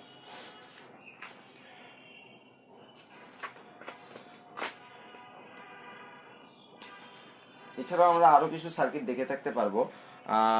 যদি তোমাদের সার্কিট ট্রাই করারই ইচ্ছা থাকে, তোমরা বাসায় বসে একটা সার্কিট চেষ্টা করতে পারো। যে সার্কিট আমরা আসলে ছোটোবেলায় চেষ্টা করতাম, দেখে থাকবা। এগুলো জটিল সার্কিট, সোজা সার্কিটগুলো তোমরা মোটামুটি পারবাই।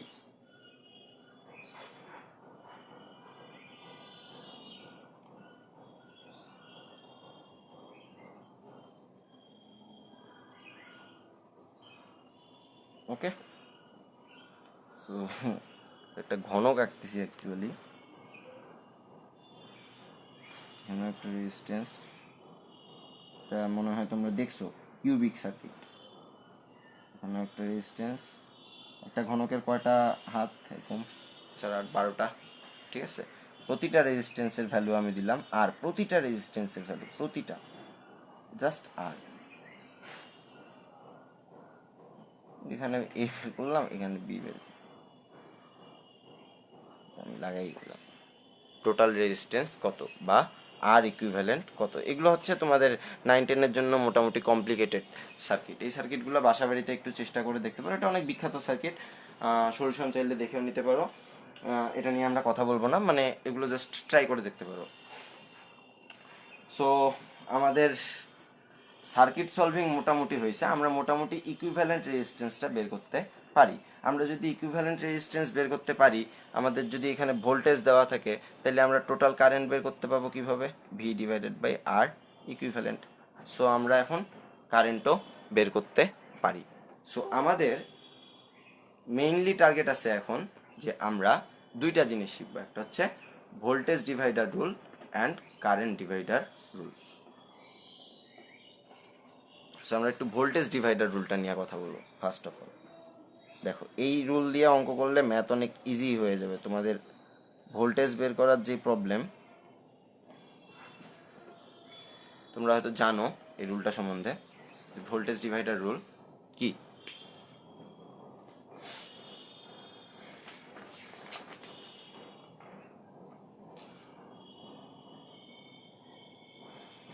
R1 R2, ঠিক আছে? এখানে আমাদের একটা ইউজ করা হচ্ছে, এই কোষের হচ্ছে ই সেল। এখন আমি তখন বলছিলাম যে 10 টাকা নিয়ে বাজারে গেছো, 5 টাকা পেন্সিলে ঢালছো, 5 টাকা কিসে ঢালছো, কলমে ঢালছো।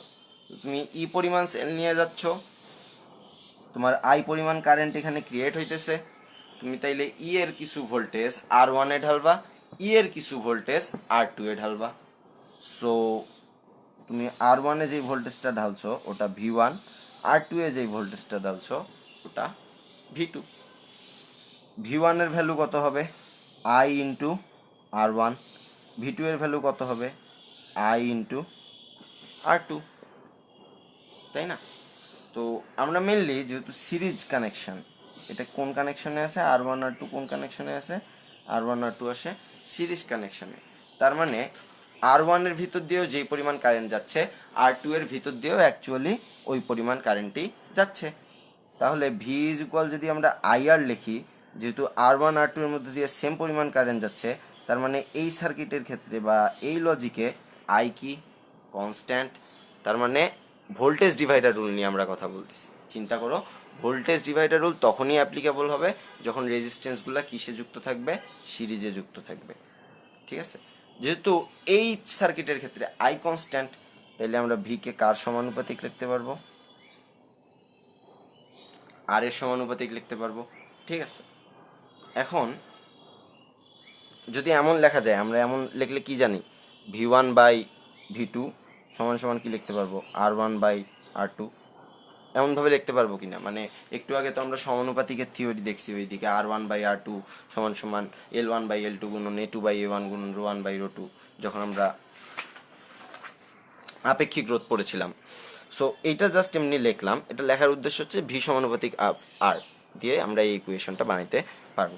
তো এটার কারণ কি, এখন একটু দেখি এই সার্কিটের ক্ষেত্রে খেয়াল করি। সার্কিটের ভোল্টেজ যখন ই ডিভাইডেড বাই, আমি প্রথমে কার ভ্যালু বের করব, V1 এর ভ্যালু। আমাদের থিওরির নাম কি, voltage divider rule. Voltage divider রুলের সাহায্যে অবশ্যই কি নির্ণয় করা যাবে, তাইলে ভোল্টেজ নির্ণয় করা যাবে, ডিভাইড করে করে ভোল্টেজগুলো কোথায় কত গেছে সেইটা নির্ণয় করা যাবে।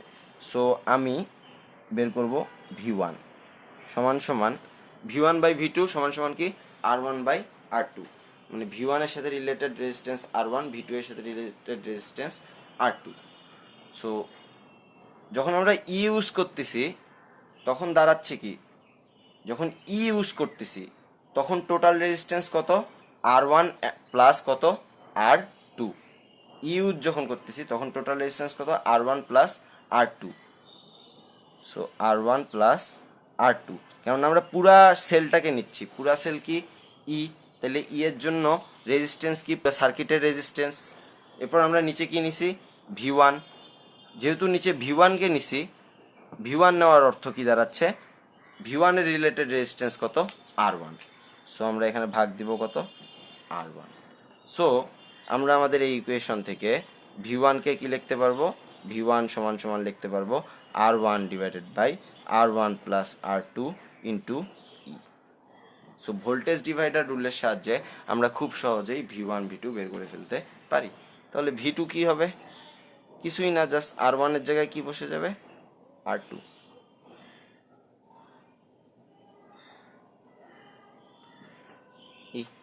ঠিক আছে, এটাই হচ্ছে আমাদের ভোল্টেজ ডিভাইডার রুল, যেখানে আমরা সিরিজে সংযুক্ত রেজিস্ট্যান্সগুলার কে কতটুকু করে ভোল্টেজ ড্রপ করতেছে, অর্থাৎ V1 কতটুকু অ্যান্ড V2 কতটুকু, এই জিনিসটা আমরা খুব সহজেই গ্রান্ট করতে পারি। এটাই হচ্ছে আমাদের voltage divider rule. So voltage divider রুলের পরে আরেকটা যে ইম্পর্টেন্ট রুল আছে সেটা হচ্ছে কারেন্ট ডিভাইডার রুল। আমরা একটু এগুলা নিয়ে ম্যাথও দেখবো, ভোল্টেজ ডিভাইডার রুল নিয়ে আমরা যদি ম্যাথ দেখি একটু পরে দেখবো, তার আগে আমরা একটু কারেন্ট ডিভাইডার রুলটা কমপ্লিট করে আসি। আমার মনে আছে যে ভোল্টেজ ডিভাইডার রুল ইউজ করার জন্য এসএসসিতেই এই অনেক টাইম সলভ বেঁচে গেছিলো পরীক্ষার হলে, বাট এটা নিয়ে ভয় ছিলাম মার্কস কেটে দিবে নাকি, বাট মার্কস আসলে কাটে নাই, কেননা ওই সময়ও অনেক টেস্ট পেপারে ভোল্টেজ ডিভাইডার রুল ইউজ করা ছিল। Current divider rule, current divider rule কখন ক্রিয়েট হয় বলো তো, আমরা একটু রেজিস্ট্যান্স সার্কিট দেখি।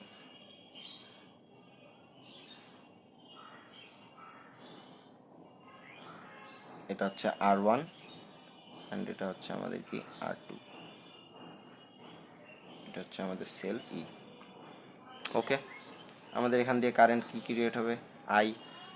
এই আই কারেন্ট যখন এখানে আসবে, এইদিকে একটা কারেন্ট যাবে, এটা হচ্ছে I1, এদিকে একটা কারেন্ট যাবে, এটা হচ্ছে কি I2, তাই না?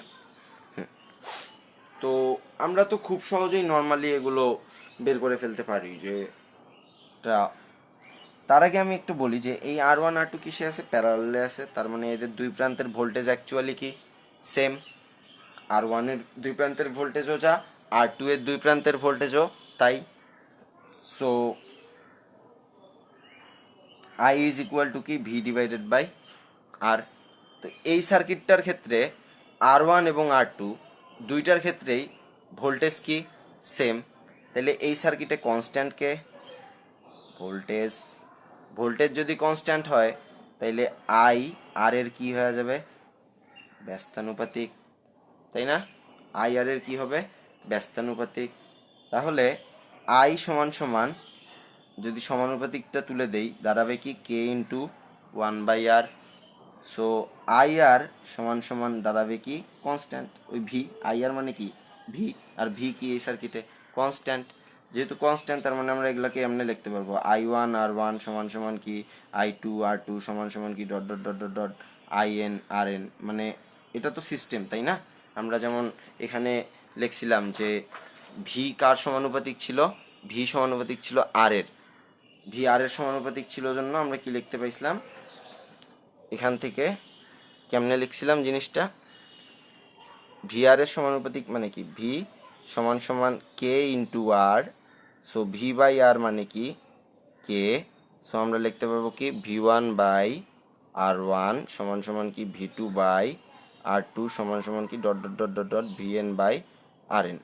এটা হচ্ছে অ্যাকচুয়ালি কি সমানুপাতিকের থিওরি, যে সমানুপাতিকে যদি কে লেখা যায় তখন সেগুলোর অনুপাত কি অলওয়েজ সেম হবে, তাই না? অনুপাত সেম হবে, অলওয়েজ কনস্ট্যান্ট ভ্যালু আসবে।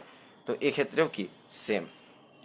আমার কথা হলো যে আই ওয়ান ইন্টু কি আর ওয়ান, এই সার্কিটটার দিকে একটু খেয়াল করি। যখন আই কারেন্ট যাচ্ছে, আই কারেন্ট কি, আইটা হচ্ছে কি সার্কিটের টোটাল কারেন্ট, আইটা হচ্ছে কি টোটাল কারেন্ট, অ্যান্ড আমাদের I one comma I two এগুলো হচ্ছে আমাদের কি ব্রাঞ্চ কারেন্ট, তাই না? যে দুইটা ব্রাঞ্চই ডিভাইড হয়ে গেছে, যে একটা আর ওয়ানের মধ্যে দেওয়া যাচ্ছে, একটা আর টু এর মধ্যে দেওয়া যাচ্ছে। আমি জানি এটা তোমরা খুব সহজেই মুখে মুখেই অঙ্কটা করে ফেলতে পারবা, ভোল্টেজ বের করে ডিরেক্ট কারেন্ট বা ইলেকট্রিসিটি বের করে ফেলতে পারবা। কিন্তু আমরা একটু কারেন্ট ডিভাইডার রুল ইউজ করতেছি, কেননা আমরা যখন কমপ্লিকেটেড বা জটিল সার্কিটগুলো যাব সেক্ষেত্রে আমাদের সুবিধা হবে, আমরা দেখবো অঙ্কে দেখবো। সো আমরা এখান থেকে কি ইউজ করতে পারবো, যখন আমরা টোটাল সার্কিটের জন্য কারেন্ট লিখতেছি আই ওয়ান ইন্টু কি আর ওয়ান, টোটাল সার্কিটের জন্য কারেন্ট কি আই, তাহলে তখন টোটাল সার্কিটের জন্য রেজিস্ট্যান্স কত হবে, টোটাল সার্কিটের জন্য রেজিস্ট্যান্স হলো আর ওয়ান আর টু এর কি প্যারালাল, আর ওয়ান আর টু প্যারালাল থাকলে টোটাল রেজিস্ট্যান্স হবে কি ইনভার্স ওয়ান, রাইট? হ্যাঁ, সমান সমান এখানে আমাদের ভোল্টেজ ডিভাইডারে আমরা কি বের করছিলাম, ভোল্টেজ ডিভাইডারে আমরা মেইনলি বের করছিলাম ভি ওয়ান অ্যান্ড কি ভি টু এর ভ্যালু, এটাই এই কারণে নাম ছিল ভোল্টেজ ডিভাইডার। এখানে আমরা কি বের করবো, এই I one and I two এর ভ্যালু, এই কারণে এটার নাম হয়ে গেছে কি কারেন্ট ডিভাইডার রুল, যে কারেন্ট দুইটা ডিভাইড হয়ে গেছে, ডিরেক্ট এদের ভ্যালু বের করার সিস্টেমটা কি। সো আই ওয়ান যখন ইউজ করতেছি, আই ওয়ানের রেজিস্ট্যান্সকে আর ওয়ান, তাইলে কি হবে আর ওয়ান, ঠিক আছে? একইভাবে তাহলে আমাদের আই ওয়ান সমান সমান দাঁড়াচ্ছে কি, আই ওয়ান সমান সমান দাঁড়াচ্ছে আমাদের আর ওয়ান ডিভাইডেড বাই, এই আর ওয়ান যদি ওইদিকে যায় তাহলে one by R one divided by one divided by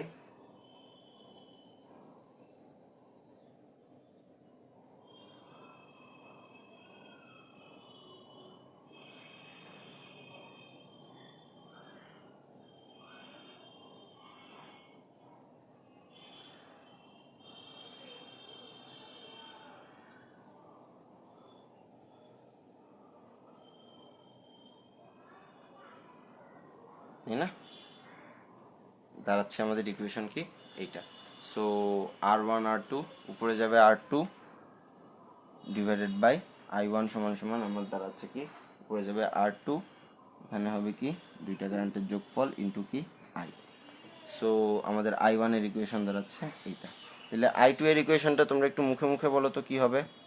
I one যখন লিখছি উপরে কি আসছে আর টু, তাহলে আই টু যখন লিখছি উপরে কি আসবে আর ওয়ান, নিচে তো অলওয়েজ রেজিস্ট্যান্স দুইটার যোগফল, অ্যান্ড এখানে কি total current I. So I one বের করে ফেললাম, আই টুও বের করে ফেললাম, জাস্ট আমরা মুখে মুখে এটা সলভ করে ফেললাম। এখন আমরা এই রিলেটেড একটা ম্যাথ দেখার চেষ্টা করি। ম্যাথ,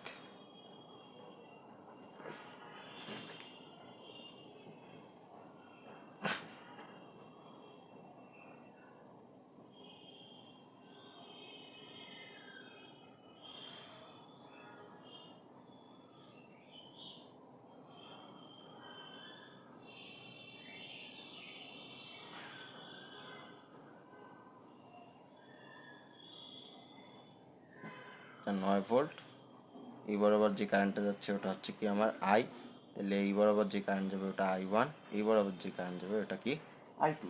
অ্যান্ড আমাদের এই আই এর ভ্যালুটাই অ্যাকচুয়ালি বলে দিছে কত 0.6 অ্যাম্পিয়ার। প্রশ্ন হইল আর এর ভ্যালু কত, আর হইল কি আমার এই রেজিস্ট্যান্সটা। সো লেটস আমরা একটু অ্যাপ্লাই করে দেখি।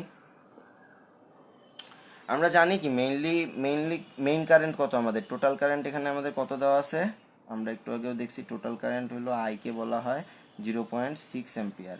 তাহলে আই সমান সমান কি ভি ডিভাইডেড বাই আর, তাহলে আর সমান সমান কি V divided by I. V কত 9, আর 0.6 মানে কত অ্যাকচুয়ালি 6/10, তাইলে আমাদের 10 উপরে যাবে 6 নিচে, তাই তো 90/6 15, তাই তো 15 ওহম। এই 15 ওহম অ্যাকচুয়ালি কি, এই 15 ওহম পুরা সার্কিটের টোটাল রেজিস্ট্যান্স। 15 ওহম কি পুরা সার্কিটের টোটাল রেজিস্ট্যান্স। আর ইকুইভ্যালেন্ট সমান সমান কি 15 ওহম, তাই না? কেননা টোটাল কারেন্ট দিয়ে টোটাল ভোল্টেজকে ভাগ দিছি, তাহলে আমরা তো আর ইকুইভ্যালেন্টই পাবো। যেহেতু আর ইকুইভ্যালেন্ট পাওয়া গেছি, এখন এইটা আর এইটা কিসে আছে, প্যারালালে আছে। ওইটার সাথে এই 5 ওহম কিসে আছে, শ্রেণীতে আছে। তাহলে আর এবং 30 ওহম কিসে আছে, প্যারালালে। ওটার সঙ্গে 5 ওহম কিসে আছে, শ্রেণীতে, সমান সমান কি। এখন কিন্তু আমরা খুব সহজেই এই ইকুয়েশনটা সলভ করে আর এর ভ্যালু বের করে ফেলতে পারব। এগুলো তো খুবই খুবই খুবই নর্মাল অঙ্ক, এগুলো অনেক ইজি। তারপরে হারানো বিভবের অঙ্ক তো আমরা করছি, যে হারানো ভোল্টেজের ভ্যালু অ্যাকচুয়ালি কত। আমাদের মেইনলি যেটা এগুলো ইউজ করব, এই কারেন্ট ডিভাইডার অ্যান্ড ভোল্টেজ ডিভাইডারের যে থিওরিটা, এই থিওরি দুইটা আমরা ইউজ করব যখন আমরা বড় বড় কমপ্লিকেটেড সার্কিটগুলো সলভ করব। দেখা যাচ্ছে যে অনেক বড় হয়ে যাচ্ছে অঙ্ক, শর্টকাটে অঙ্কগুলো করার জন্য কিছু কিছু জায়গায় এইটা করে ফেলবো, এই দুইটা রুল ইউজ করে ফেলবো। একটু ম্যাথ সলভ করলেই দেখবা যে মাথা ঠিক খুলে গেছে। আমরা তাও একটা অঙ্ক দেখি।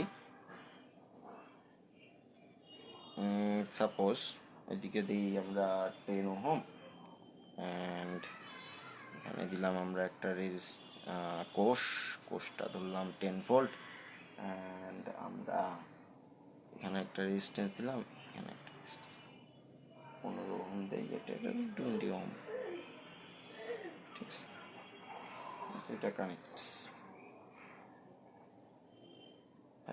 অনেক অনেক নর্মাল সার্কিট, অনেক। ও আমাদের কি, যেহেতু এটা পজিটিভ দিছি, তাই না, তাহলে কারেন্ট যাবে কোন দিক দিয়ে, এই দিক দিয়ে একটা কারেন্ট আই পরিমাণ কারেন্টটা কি হবে, এখান দিয়ে আসবে, এইখান দিয়ে যাবে, এনে আসে, এখানে যাবে কি I1, এখানে যাবে কি I2। সরি এখন মনে হয় ক্লিয়ার বোঝা যাচ্ছে। আমরা আরেকবার একটু রিপিট করতেছি। যেহেতু ব্যাটারি পজিটিভ প্রান্ত এইটা, নেগেটিভ এইটা, আমাদের ইলেকট্রিসিটি বের হবে কোন দিক দিয়ে, এই দিক দিয়ে। তাহলে আই এই দিক দিয়ে এসে এখানে যাবে কি আমাদের I1, এখানে যাবে আমাদের কি I2। তোমার আমাদের প্রশ্নেই চাইছে যে এই I1 অ্যান্ড I2 এর ভ্যালুটা অ্যাকচুয়ালি কত।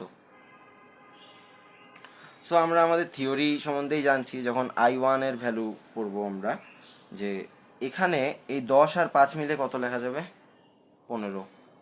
সো এই দুইটার বদলে আমরা একটা রেজিস্ট্যান্স ইউজ করতে পারি এখানে। এই দুইটা রেজিস্ট্যান্সের বদলে আমরা এখানে একটা 15 ওহম রেজিস্ট্যান্স ইউজ করতে পারি। তার মানে এই 15-এর সাথে আর একটা 15 কিসে আছে, প্যারালালে আছে। সো I1 যখন লিখব, I1 এর সূত্র ছিল উপরে R1 প্লাস R2 ইন্টু কি I। R2 কত, I1 লিখলে R2 হবে এইটা 15, নিচে কত 15 প্লাস 15, I মানে কত V divided by R, V কত 10, আর ইকুইভ্যালেন্ট কত, এখানে 15 আর এখানে 15, এই দুইটা কিসে আছে, প্যারালালে। তার মানে এই দুইটার তুল্য রোধ কত 7.5।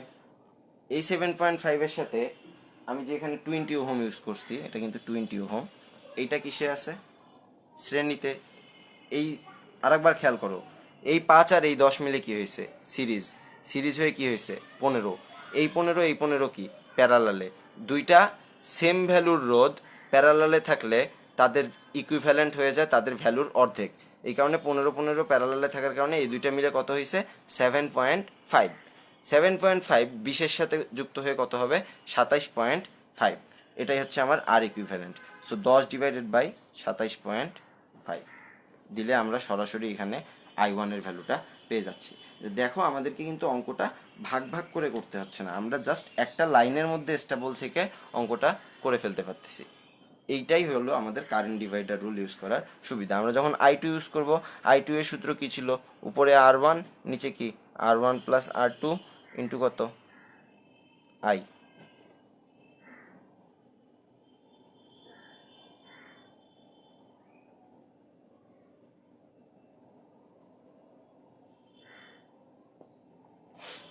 ঠিক আছে, সো আমরা এইভাবে অঙ্কটা সলভ করে ফেলার চেষ্টা করব। সো আমাদের মোটামুটি কারেন্ট ডিভাইডার, ভোল্টেজ ডিভাইডার আমরা ইউজ করে ফেলছি। আমরা কার্শফ ল এর সাহায্যে সার্কিট সলভিং দেখিনি আগে কখনো, বাট দেখার চেষ্টা করব। তার আগে আমাদের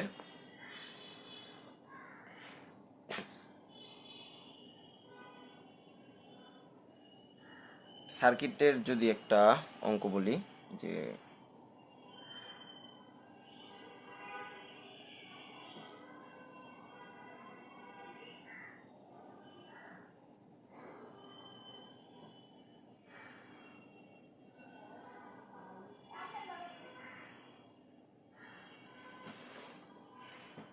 সবার, এটা মেবি 9-10-এর রাজশাহী বোর্ডের, রাজশাহী ক্যাডেট কলেজের একটা অঙ্ক, কিছুই না, নাথিং। যে এখানে আমরা একটা পরিমাণই লাগে, ঠিক আছে। আমরা বের করতে পারবো না এখানে ইকুইভ্যালেন্ট রেজিস্ট্যান্স কত। এই দুইটা কিসে আছে? শ্রেণীতে। এটার সাথে এটা কিসে আছে? প্যারালালে। এই দুইটা শ্রেণীতে, এটার সাথে এটা কিসে আছে? প্যারালালে, তাই না? এই দুইটা শ্রেণীতে, এটার সাথে এটা প্যারালালে। এই পুরাটার সাথে এই আর আবার কিসে আছে? শ্রেণীতে। এই পুরাটা আবার এই আর এর সাথে কিসে থাকবে? প্যারালালে। তারপরে এইটা, এইটা অ্যান্ড এইটা কিসে থাকবে? শ্রেণীতে। সো আমরা একটু অঙ্কটা একটু করার চেষ্টাই করি, ঠিক আছে। আমাদের আর এর ভ্যালুগুলা আমরা একটা শিফট করে দেই। আর এর ভ্যালু আমরা শিফট করে দিলাম 1 ওহম। আর এর ভ্যালু আমরা শিফট করে কত দিলাম? 1 ওহম। সব 1 ওহম করে দিলাম, সব। সো এই 1 ওহম, এই 1 ওহম মিলে কত হবে? 2 ওহম। এই 2 ওহম আর এই 1 ওহম পরস্পর কিসে আছে? পরস্পর প্যারালালে আছে। তাহলে 1 প্লাস হাফ 1.5 বা 3/2, আর উল্টায় গেলে কত হবে? 2/3। এই 2/3 এর সাথে এই আর কিসে আছে? যাই হোক, শ্রেণীতে থাকবে। সো 2/3 প্লাস 1 মানে 5/3। এই 5/3 আবার এই 1 কিসে থাকবে? প্যারালালে। তারপরে 3টা কিসে থাকবে? শ্রেণীতে। তারপরে কিসে থাকবে? প্যারালালে। তারপরে 3টা কিসে থাকবে? সিরিজে। তো আর ইকুইভ্যালেন্ট এটা অনেক ইজি, এটা তোমরা একটু নিজেরাই ট্রাই করবা, যেহেতু আমি তোমাদেরকে আরও কমপ্লিকেটেড সার্কিট দেখাইছি। এটা একটু নিজেরাই ট্রাই করবা। বাট এখানে আমি যদি বলি, সব ভ্যালু ট্যালু দেওয়ার পর এরও ভ্যালু দেওয়া থাকলো সাপোজ 20 ভোল্ট। তোমাদেরকে এখন বললো যে এটা একটা পয়েন্ট ছিল এ বি, ঠিক আছে, পয়েন্ট ছিল কি? A B. এই এ বি প্রান্তের ভোল্টেজ নির্ণয় করো, ভি এ বি প্রান্তের ভোল্টেজ। ম্যাক্সিমাম প্রশ্নে তোমাকে যে কোনো একটা তারের মধ্যে ভোল্টেজ বের করতে দিয়ে বলবে। এগুলো ভোল্টেজ নির্ণয়ের অঙ্ক, মাথায় রাখবা, এগুলো ভোল্টেজ নির্ণয়ের অঙ্ক। ম্যাক্সিমাম ম্যাথে ভোল্টেজ নির্ণয় করতে বলবে তোমাকে। সো তুমি এটার ইকুইভ্যালেন্ট রেজিস্ট্যান্স বের করছো। তুমি ইকুইভ্যালেন্ট রেজিস্ট্যান্স বের করার পর আই সমান সমান E divided by R equivalent করে এটার টোটাল কারেন্ট পেয়ে গেছো। কোনো প্রবলেম হয়েছে? কোনো প্রবলেম হয় নাই। তুমি টোটাল কারেন্টও বের করে ফেলতে পারছো, ইকুইভ্যালেন্ট রেজিস্ট্যান্সও বের করে ফেলতে পারছো। প্রবলেম হলো কি? এই দুই প্রান্তের বিভব পার্থক্য নিয়ে। কিভাবে করবা? এটা এখন আমাদেরকে বের করতে গেলেই আমাদের এই তারের মধ্য দিয়ে এবং এই তারের মধ্য দিয়ে আমাদের প্রবাহিত কারেন্ট লাগবে। এই এ এবং বি প্রান্তের মধ্যে দেখো, একটু চিন্তা করে, এ অ্যান্ড বি প্রান্তের মধ্যে আমাদের ভোল্টেজ ড্রপ অ্যাকচুয়ালি কত? এ অ্যান্ড বি প্রান্তের মধ্যে আমাদের ভোল্টেজ ড্রপ কিন্তু এই যে পুরাটা, আমাদের আই কারেন্টটা কি ঘটবে, আই কারেন্ট এখানে আসবে, এখানে এসে এইদিকে একটা ডিভিশন যাবে, এইদিকে একটা ডিভিশন যাবে, এই ডিভিশনটা এখানে আসবে, এখানে এসে এইদিকে একটা ডিভিশন যাবে, এইদিকে একটা ডিভিশন যাবে। সো এইদিকে যেই ডিভিশনটা গেছে, এই ডিভিশনটার জন্যই কিন্তু আমার এখানে ভোল্টেজ ড্রপটা হবে। সো এগুলো তুমি এখন কিভাবে বের করবা, তোমাকে কিন্তু অনেকগুলো পয়েন্টে ভোল্টেজ ড্রপটা বের করতে হবে, প্রতিটা পয়েন্টে পয়েন্টে তোমাকে ভোল্টেজ ড্রপটা এখানে বের করতে হবে। এর জন্য তোমার সব থেকে সুবিধাজনক উপায় হলো ভোল্টেজ ডিভাইডার রুল বা কারেন্ট ডিভাইডার রুল অ্যাপ্লাই করা। আমরা একটু আগে যে ভোল্টেজ ডিভাইডার বা কারেন্ট ডিভাইডার শিখছি, এই কারণেই শিখছিলাম। আমরা যদি এই পুরা সার্কিটের রেজিস্ট্যান্সগুলোকে এক করে এখানে একটা রেজিস্ট্যান্স বানায় দিই জাস্ট, তাহলে আমরা কারেন্ট ডিভাইডার রুল দিয়ে খুব সহজেই এই কারেন্টটা বের করে ফেলতে পারবো। এই কারেন্ট বের করে ফেলতে পারলে তারপরে এইদিকেও কারেন্ট ডিভাইডার রুল দিয়েই আমরা এই কারেন্টটাও বের করে ফেলতে পারবো। আর বের করে ফেলতে পারলে এখানে আমরা voltage drop easily, voltage drop মানে কি, ভি সমান সমান মানে কি আই ইন্টু আর, ঠিক আছে। সো এইটা বাসার কাজই থাকবে মেনলি, তোমাদের এটা বোর্ডের ম্যাথ, আমি তাই এটা করে দিব না, তোমরা বাসায় একটু ট্রাই করবে। আর তারপরে যদি কারো বুঝতে প্রবলেম হয় আমাদেরকে পরবর্তীতে নক করতে পারো বা পেজেই মেসেজ দিতে পারো, আমরা পরবর্তীতে এটা নিয়ে আরও এক্সট্রা মানে সার্কিটস নিয়ে, সার্কিটের কিছু ম্যাথ নিয়ে এবং সার্কিট সলভিংয়ের আরও কিছু ইস্যু নিয়ে আমরা পরবর্তীতে আরও কথা বলবো। আলাদাভাবে দরকার হলে আমরা একটা ক্লাসের ব্যবস্থা করবো সেক্ষেত্রে। সো আমি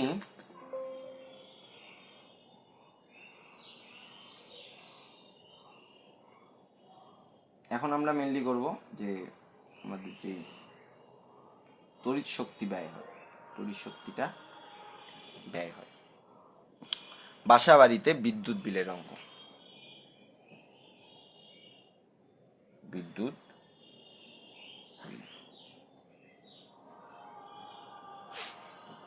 বাসা বাড়িতে যে বিদ্যুৎ বিলের অঙ্ক আমরা ইউজ করি, সেই বিদ্যুৎ বিলের অঙ্কগুলো আমরা একটু করব। আমরা পি এর সূত্রগুলা কি জানি, V square by R, I square R, এবং আরও কি জানি ভি আই। পি পি দ্বারা কি বোঝায়, পাওয়ার বোঝায় বা ক্ষমতা বোঝায়। সো আমরা জানি কি ডাব্লু সমান সমান কি পিটি, যেখানেই ক্ষমতা আছে ওখানেই শক্তি আছে। সো এই ডাব্লুটাই হচ্ছে আমাদের কি বিদ্যুৎ শক্তি, এই ডাব্লুটাই হচ্ছে আমাদের কি বিদ্যুৎ শক্তি। এবং আমাদের বাসাবাড়ির যেই বিল, কারেন্টের বিলটা যে ইউজ হয়, এই কারেন্টের বিলটা আসে আমাদের এই বিদ্যুৎ শক্তির কারণেই। সো বিদ্যুৎ শক্তির আমাদের সূত্র কি কি দাঁড়াচ্ছে, V square by R T, I square R T, V I T. So আমরা বিদ্যুৎ শক্তি বের করার কয়টা সূত্র পাচ্ছি, তিনটা সূত্র পাচ্ছি। অ্যান্ড এই সূত্রগুলায় আমরা টি এর একক অলওয়েজ কি ইউজ করব, টি এর একক অলওয়েজ আওয়ার ইউজ করব। অ্যান্ড পি এর একক, এই যে টি এর একক কি ঘন্টায়, অ্যান্ড পি এর একক, পি মানে কি পাওয়ার, পাওয়ার অলওয়েজ আমরা কিলোওয়াটে ইউজ করব। পাওয়ারের একক নর্মালি কিসে আছে, ওয়াটে, বাট আমরা ওয়াটটাকে কিসে কনভার্ট করে নিব, কিলোওয়াটে কনভার্ট করে নিব, যাতে করে আমাদের শক্তির যে এককটা, সেই শক্তির একক হয় কিলোওয়াট আওয়ার। কি হয়, কিলোওয়াট আওয়ার। এই 1 কিলোওয়াট আওয়ারকেই বলা যায় 1 ওয়াট, বোর্ড অফ।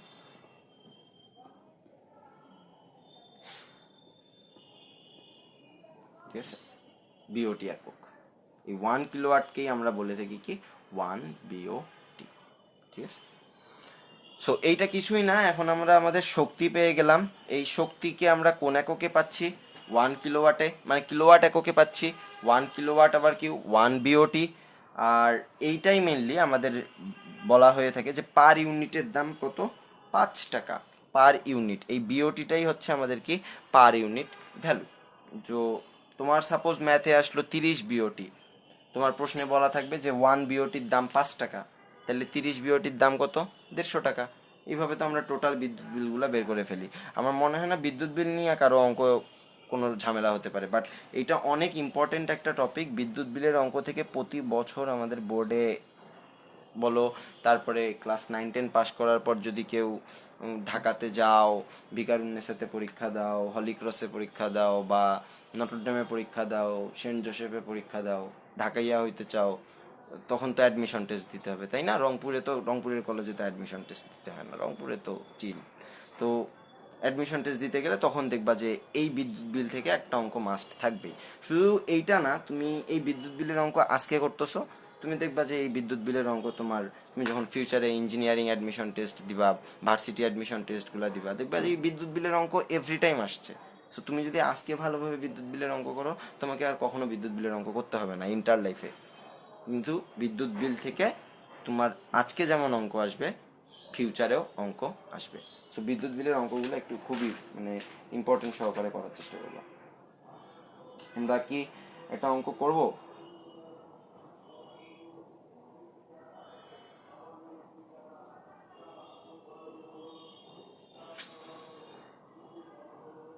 এগুলো আমরা নর্মালি পাবা, এগুলো তোমরা পাবা, বিদ্যুৎ বিলের অঙ্ক নর্মালি পাবা।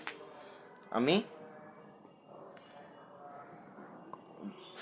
জাস্ট বিদ্যুৎ বিলে তাহলে আমাদের কাজটা কি? আমাদের কাজটা হলো প্রথমেই আমাদের বিদ্যুৎ শক্তিটা বের করে ফেলা। বিদ্যুৎ শক্তি মানে কি? পিটি। পি মানে কি? পাওয়ারের এককে আমরা কিসে আনবো? কিলোওয়াটে। আর টি কিসে রাখবো? আওয়ারে, kilowatt hour. So 1 kilowatt hour মানে কি? 1 বিওটি। আর 1 বিওটির প্রাইস ভ্যালু অলওয়েজ প্রশ্নের মধ্যে আমাদের দেওয়া থাকবে।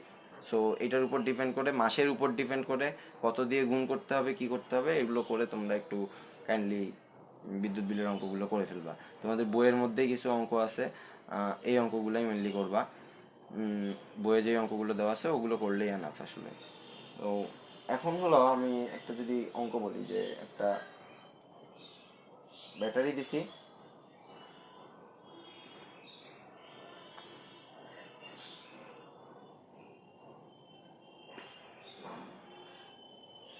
আমি এবার তোমাদেরকে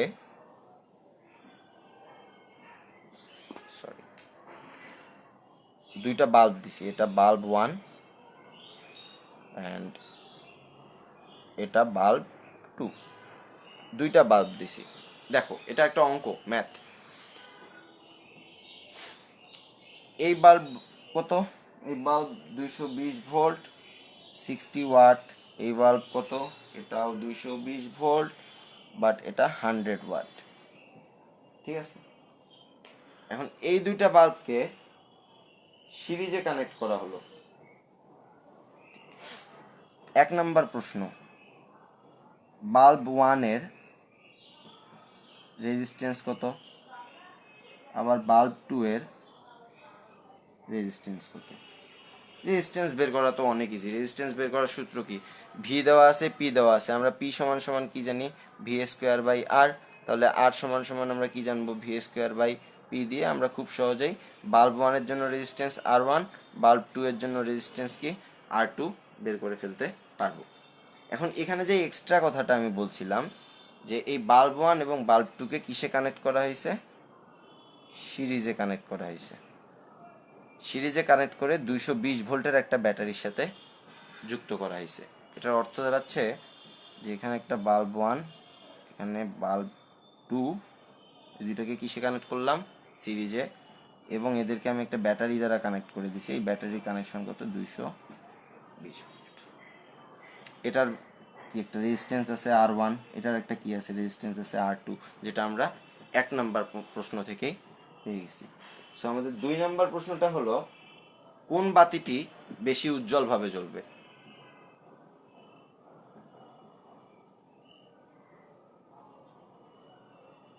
বলো তো কোন বাতিটা বেশি উজ্জ্বল জ্বলবে? 100 ওয়াট, তাই না? 100 ওয়াট যেহেতু ক্ষমতায় দেওয়া আছে, সো 100 ওয়াটই তো হওয়ার কথা, তাই না? যেহেতু 100 ওয়াটের ক্ষমতা, আরেক জায়গায় আরেকজনের কত? 60 ওয়াট। সো 100 ওয়াটের ক্ষমতা বেশি, তার মানে তো 100 ওয়াটেরই সব থেকে বেশি উজ্জ্বলভাবে জ্বলা উচিত সিরিজে লাগাইলে, তাই না? এখানে আমরা একটু ফিজিক্সটা বোঝার চেষ্টা করি। পি সমান সমান কি জানি আমরা? I square R. So bulb 1-এর জন্য আমরা কি লিখতে পারবো? P1 সমান সমান I square into R1। Bulb 2-এর জন্য আমরা কি লিখতে পারবো? I square into R2। দেখো R1 R2 ভ্যারি করছে, দুইটা আলাদা আলাদা বাল্ব, তাই P1 P2 ভ্যারি করছে, দুইটা আলাদা আলাদা বাল্ব, তাই তাদের ক্ষমতাও আলাদা আলাদা, একটা 60 ওয়াট একটা 100 ওয়াট। কিন্তু কারেন্ট আই কি ভ্যারি করছে? R1 এর ভিতর দিয়েও যেই কারেন্ট যাবে সিরিজে লাগাইলে, R2 এর ভিতর দিয়েও সেই কারেন্ট যাবে সিরিজে লাগাইলে। ঠিক আছে, যখন আমরা কিসে কানেক্ট করছি? সিরিজে। সো আমাদের কারেন্ট আইটা অ্যাকচুয়ালি কি? কনস্ট্যান্ট। তাহলে পি অ্যাকচুয়ালি আমাদের কি দাঁড়াচ্ছে? আর এর সমানুপাতিক। এটার দ্বারা আমরা বুঝাচ্ছি যে আর যার বেশি ক্ষমতা, কার্যকরী ক্ষমতা তার তত বেশি। এটা 60 ওয়াট 100 ওয়াট ছিল, বাট কার্যকরী ক্ষমতা তো অ্যাকচুয়ালি 60 ওয়াট 100 ওয়াট না, আমরা ক্ষমতার থেকে একটু কম ক্ষমতা পেয়ে থাকি কার্যকরী ক্ষমতায়, তাই না? তো কিছু ক্ষমতা লিকেজ হয়ে যায়, নষ্ট হয়ে যায় স্বাভাবিকভাবেই। তো আমাদের দায়িত্ব হলো যে যার রেজিস্ট্যান্স বেশি সিরিজে যখন লাগাইছি তার ক্ষমতা বেশি। সো আমাদের বাল্ব ওয়ানের রেজিস্ট্যান্স R1 আসছিল 806.67 অ্যান্ড R2 আসছিল 484 ওহম। 1 নম্বর প্রশ্নে। ওকে, বাল্ব ওয়ান বাল্ব টু এর রেজিস্ট্যান্স কত? সো বাল্ব টু এর রেজিস্ট্যান্স কম, তার মানে বাল্ব টু এর কার্যকরী ক্ষমতাও কি হবে? কম। আবার বাল্ব ওয়ানের রেজিস্ট্যান্স বেশি, সো বাল্ব ওয়ানের কার্যকরী ক্ষমতাও কি হবে? বেশি হবে। সো আমাদের কোন বাতিটা বেশি ভালোভাবে জ্বলবে? বেশি ভালোভাবে জ্বলবে বাল্ব ওয়ান। আমাদের বেশি ভালোভাবে জ্বলবে তাইলে কি? Bulb one.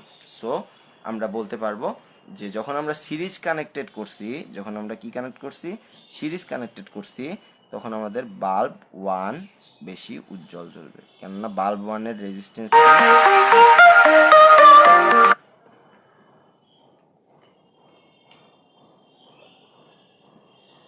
সো এখন একই প্রশ্নটা আমি যদি তোমাদেরকে সিরিজ না বলে 3 নম্বরে এসে আমি অ্যাড করলাম, যে এবার সিরিজ না বলে আমি বললাম যে যদি আমরা প্যারালালে বাল্বগুলোকে অ্যাড করতাম তাইলে কি ঘটনা ঘটতো?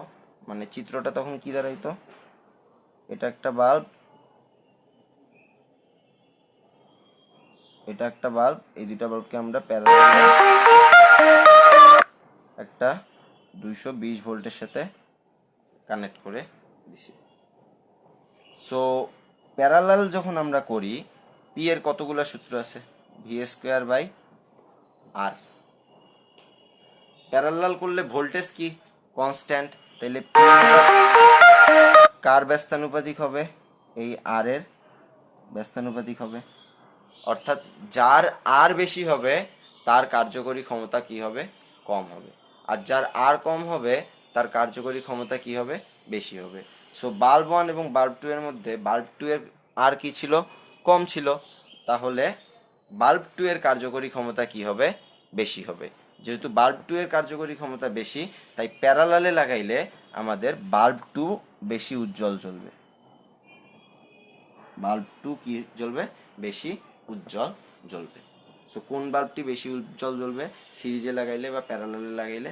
জাস্ট ডিপেন্ড করে আমাদের পি এর সূত্রের উপর। একবার আই স্কোয়ার আর, একবার কি? ভি স্কোয়ার বাই আর। এই দুইটা জিনিসের সাহায্যে আমরা জিনিসটা সলভ করে ফেলতে পারবো। সো বিদ্যুৎ বিল সম্পর্কিত ও ম্যাথমেটিক্স মোটামুটি তোমরা জানছো। আমরা আপেক্ষিক রোধের ম্যাথগুলোও আমরা দেখার চেষ্টা করছি। আমরা একটা ভোল্টেজ ডিভাইডারের অঙ্ক দিছিলাম, সেটা অঙ্ক আমরা করার চেষ্টা করছি। এখন আমরা যদি আরও কিছু ছোটোখাটো সার্কিটস দেখি বা দেখার চেষ্টা করি একটু,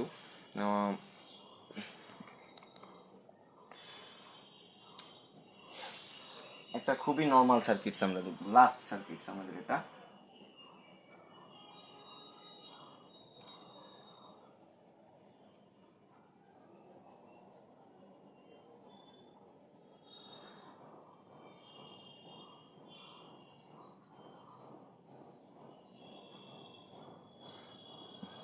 খুবই বাজে সার্কিট অ্যান্ড আমরা এখানের তারটাকে আমরা কি করে দিলাম? শর্ট করে দিলাম। 5 ওহম, 20 ওহম, 60 ওহম, এখানে আমরা দিলাম 15 ওহম, এখানে আমরা দিলাম এটা 2 ভোল্ট অ্যান্ড এটার ইন্টারনাল রেজিস্ট্যান্স আমরা দিলাম 4 ওহম। এই বরাবর কারেন্ট কি আমাদের? আই। অ্যান্ড এই বরাবর আমাদের কারেন্ট কি I1, এই বরাবর আমাদের কারেন্ট কি I2। তাহলে আমার প্রশ্ন হলো I বের করবা, I1 বের করবা অ্যান্ড I2 বের করবা। কি খুবই ইজি একটা কোশ্চেন। আমরা তো একটু আগেই পড়ছি যে যখনই কারেন্ট শর্ট সার্কিট অ্যালাউইং দেখবে তখনই সে কিচ্ছু মানবে না, সে সোজাসুজি এসে এইদিকে চলে যাবে। তাহলে I1 এবং I2 এর মধ্যে দিয়ে কোনো কারেন্ট ক্রস করতেছে না, that's mean I1 and I2 এর ভ্যালু কত, 0 অ্যাম্পিয়ার। তাহলে তোমরাই এখন আমাকে টোটাল ইকুইভ্যালেন্ট রেজিস্ট্যান্স বের করে দেখাবা, তোমরাই বাকিটা সলভ করবা যে এখানে বাকি ভ্যালুটা অ্যাকচুয়ালি কত হবে, টোটাল কারেন্টটা এখানে কত হবে, কারেন্ট কত হবে, কারেন্ট কত হবে, ভি ডিভাইডেড বাই কি আমরা শিখছি কি সমান সমান ডিভাইডেড বাই আর প্লাস আর। কত 2 ভোল্ট, আর কত এখানে আর নাই, এক্সিস্ট করতেছে না, তাহলে 0, আর কত 4, তাহলে কত 0.5 অ্যাম্পিয়ার। ঠিক আছে, সো এগুলো তো নর্মালি মোটামুটি অঙ্ক, এগুলা পাবা। আর এগুলো থেকে বেশি বেশি করে আমাদের এই অধ্যায়ের ম্যাথ যত সলভ করবা, এই অধ্যায়ের ম্যাথ সলভিংয়ের জন্য একটু বেশি বেশি করে আমরা ভোল্টেজ ডিভাইডিংয়ের ভোল্টেজের ম্যাথগুলো সলভ করব। আমরা টেস্ট পেপার যদি চেক দেই, আমাদের টেস্ট পেপার যে চেক দিলে যে এই টাইপের ম্যাথগুলো, যে কোনো একটা তারের মধ্যে ভোল্টেজ বের করতে বলছে, এই ম্যাথগুলো আমরা একটু বেশি বেশি করে করার চেষ্টা করি। আমার মনে হয় এই ম্যাথগুলো করতে গেলেই তোমাদের সার্কিটের ম্যাক্সিমাম প্রবলেমগুলো বের হয়ে আসবে, আর এটার উপর ডিপেন্ড করে তখন আমরা পরবর্তী স্টেপ নিতে পারবো। যে যদি খুব বেশি সমস্যা হয় তখন আমরা সেক্ষেত্রে আরও কিছু নতুন নতুন ট্রিক্স নিয়ে হাজির হব ও সার্কিট সলভিং করার জন্য। আজকের জন্য এতটুকুই। আর হলো আমি একটা ছোট্ট একটা অংশ তোমাদেরকে একটু ব্রিফ করতে চাই, সেটা হচ্ছে আমাদের যে বাসা বাড়িতে যে কারেন্টের কানেকশনটা দেওয়া হয়, তোমরা সবাই দেখে থাকবা যে বাসা বাড়িতে একটা যে ইলেকট্রিক্যাল ওয়াইন্ডিং কানেকশনটা দেওয়া হয়, ওটা নিয়ে একটু কথা বলবো আমরা আজকে।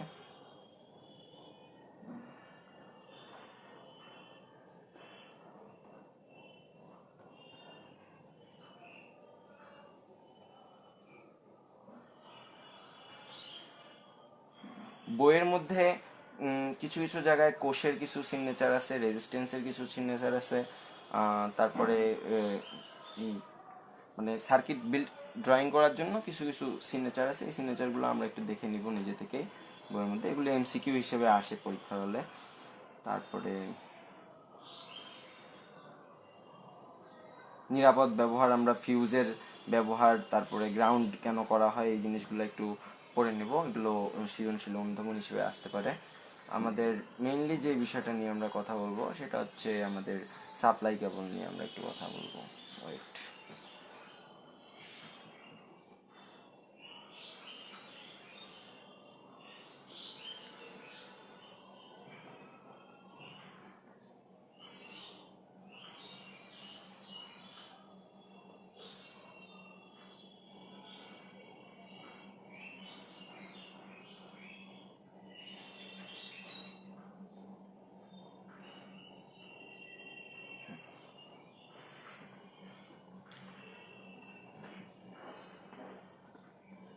সো আমি যদি একটু আমরা যদি একটু ক্যামেরাটাকে একটু হোল্ড করি,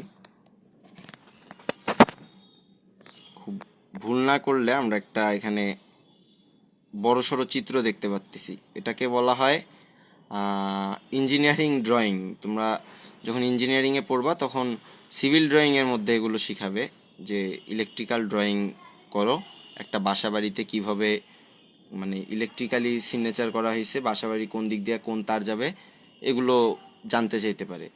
তো এখানে যেই লাইন আপগুলো দেখতে পাচ্ছ এটা ঠিক কতটা সত্য আমি জানি না, কারণ এগুলা ভুং বাং তোমাদের বইয়ে যেগুলো আছে এগুলো তোমাদের 4 মার্কের প্রশ্নে আসে, মানে ঘর মার্কের প্রশ্নগুলায় চলে আসে যে একটা ডিজাইন বানাও, বাসা বাড়িতে 3টা ফ্যান আছে কি 4টা টেবিল আছে, ডিজাইন বানাও। আমার মনে হয় এটাই তোমাদের বেসিক সার্কিট ডিজাইন হওয়া দরকার।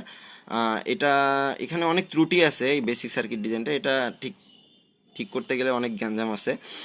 যাই হোক, তোমাদের জন্য এতটুকুই আনাপ, মানে এক্সট্রা এলিমেন্টসগুলো তোমাদের বইয়ে নাই জন্য ওটা এখানে অ্যাড করা হয় নাই। তো এটার একটু ব্রিফিংটা যদি আমরা একটু দেখি, আমাদের এখানে 3 ধরনের তার ইউজ করা হয়েছে, নিউট্রাল, লাইভ অ্যান্ড গ্রাউন্ড। আমরা জানি গ্রাউন্ড তার কেন, আমরা জানি আমরা গ্রাউন্ড তার ইউজ করি জাস্ট অফ অল আমাদের যে লিকেজ কারেন্টটা আছে সেই লিকেজ কারেন্টটা বের করে দেওয়ার জন্য, যে এক্সট্রা কারেন্ট যাতে আমাদের আটকায় না থাকে সেটার জন্য। আর নিউট্রাল আর লাইভ তারের সাহায্যে, নিউট্রাল তারের সাহায্যে তো আমরা কারেন্টটা ক্যারি করতেছি সাপ্লাই কেবল থেকে, নিউট্রাল তারের সাহায্যে আমরা কারেন্ট ক্যারি করে কোথায় নিয়ে গেছি, মেইন সুইচে নিয়ে গেছি। এবং লাইভ তারের সাহায্যে তো আমরা আমাদের সার্কিটটাকে পুরোপুরি কী করতেছি, বিল্ড করতেছি। মেইন সুইচ থেকে 5 অ্যাম্পিয়ারের সাহায্যে আমরা কোথায় কারেন্ট দিচ্ছি, লাইটিং সার্কিট অ্যান্ড কোথায় ফ্যান সার্কিট। 5 অ্যাম্পিয়ার কিসের সাহায্যে, ফিউজের সাহায্যে, কেননা এগুলো কি লো অপারেটিং কারেন্ট সিস্টেম, মানে লাইটিং সার্কিট বলো, লাইট জ্বালানো, ফ্যান চালানো, এগুলো খুব ছোটোখাটো কাজ। তাই এগুলো তুমি খুব সহজেই 5 অ্যাম্পিয়ারের একটা ফিউজ দিয়ে কন্ট্রোল করতে পারতেছো, কেননা এগুলোর জন্য তোমার খুব বেশি কারেন্টের প্রয়োজন পড়তেছে না। কিন্তু আমি যখন কুকার চালাইতে যাচ্ছি, একটা কুকার চালাইতে গেলে দেখো কুকারের জন্য কিন্তু এখানে কত অ্যাম্পিয়ারের ফিউজ ইউজ করা হয়েছে, 15 অ্যাম্পিয়ারের একটা ফিউজ ইউজ করা হয়েছে। মানে কুকার কিন্তু মোটামুটি লাইট ফ্যান এগুলোর থেকে একটু হার্ড, এই কারণে একটু মানে মেইন সুইচ থেকেই কানেকশন গেছে, বাট একটু হার্ড ফিউজ ইউজ করা হয়েছে। আর সকেট, সকেট হইলো মানে এমন একটা সিস্টেম, সকেটে আমাদের প্রচুর জিনিসপাতি থাকবে। আমাদের বাসা বাড়িতে তো শুধু লাইট ফ্যান কুকারই থাকে না, আরও এক্সট্রা অনেক কিছু জিনিসপাতি থাকে, আরও ইলেকট্রিক্যাল অনেক ফেনামেনান থাকে। তো এই জিনিসগুলো আমরা পুরোপুরি জিনিসটাকে আমরা সকেটের আন্ডারে নিয়ে আসলাম। সো সকেটের মধ্যে আমরা কানেকশন দিছি 30 এম্পিয়ারের মাধ্যমে, কেননা সকেটে অনেক high high voltage and high current সিস্টেমেবল এলিমেন্টস থাকে। দ্যাটস ওয়াই আমরা সকেটে 30 এম্পিয়ারের একটা ফিউজ ইউজ করছি, কজ এখানে বেশি পরিমাণে কারেন্ট যাইতে হবে, সরি এখানে কারেন্ট বেশি অ্যামাউন্টে যাইতে হবে। যদি আমরা এখানে কম অ্যামাউন্টের ফিউজ ইউজ করি তাহলে কি হবে, ফিউজটা পুড়ে যাবে, তখন তো আমরা সকেটের মধ্যে কারেন্ট সাপ্লাই করতে পারবো না। আর অ্যান্ড লাস্টের দিকে আমরা দেখবা সব সিস্টেমকে এক করছে এখানে পুরো কনজিউমার ইউনিট যেটা ছিল, ডিস্ট্রিবিউশন বোর্ড এটাকে বলা হয়। কনজিউমার ইউনিটকে বলা হয় কি, ডিস্ট্রিবিউশন বোর্ড। আমাদের ডিস্ট্রিবিউট হচ্ছে কিন্তু এখান থেকেই 5 এম্পিয়ার, 30 এম্পিয়ার, 15 এম্পিয়ার, এখান থেকে কোথায় যাচ্ছে জিনিসটা, ডিস্ট্রিবিউট হচ্ছে কোথায়, বাসাবাড়ির লাইট ফ্যানে, কোথায় বাসাবাড়ির কুকার অথবা ফ্রিজে, আর কোথায় সকেটে। ঠিক আছে, সো সকেট থেকে কিন্তু চাইলে আমরা আবার ভিন্ন ভিন্ন জায়গায় সুইচের মাধ্যমে শিফট হইতে পারবো। এবং সব জিনিসকে লাস্টে আমরা কি করে দিছি, আর্থিং করে দিছি, কেননা আমরা চাই না কোনো ধরনের লিকেজ কারেন্টের জন্য অনাকাঙ্ক্ষিত কোনো ধরনের দুর্ঘটনা ঘটুক। তো এটা হচ্ছে আমাদের বাসাবাড়ির ফুল একটা সাপ্লাই সিস্টেম কেবল, যেখানে অনেক ত্রুটি আছে, যে জিনিসটা পুরোপুরি সত্য নয়, কিন্তু তোমাদের এসএসসি পরীক্ষার জন্য এতটুকুই সত্য। আমরা হলাম আজকের মতো এতটুকুই রাখবো। পরীক্ষার কোশ্চেনে দেখবা ম্যাক্সিমাম ক্ষেত্রে ফ্যানের সংখ্যা দিয়ে দিবে 3টা, লাইটের সংখ্যা দিয়ে দিবে 4টা, সেক্ষেত্রে এখানে 4টা লাইট আঁকবা, 4টা ফ্যান আঁকবা, অথবা বলে দিবা যে 4টা ফ্যান আছে। বাট অলওয়েজ তোমাদের, আমার মনে হয় যে অলওয়েজ সার্কিট ফিগারটা এটাই হবে। তো আজকের মতে এতটুকুই। কারো কোনো সমস্যা থাকলে আমাদেরকে অবশ্যই পেজে নক করে জানাবা, এবং কোন ধরনের কোনো নতুন প্রবলেম ফেস করলে বা সার্কিট সলভিং বিষয় নিয়ে কোনো ধরনের ঝামেলা হলে সেটা আলাদাভাবে আমাদের কাছে রিচ করলে আমরা পরবর্তীতে সেটা নিয়ে নতুন কোনো অ্যাটেম্পট নিতে পারবো। ধন্যবাদ সবাইকে।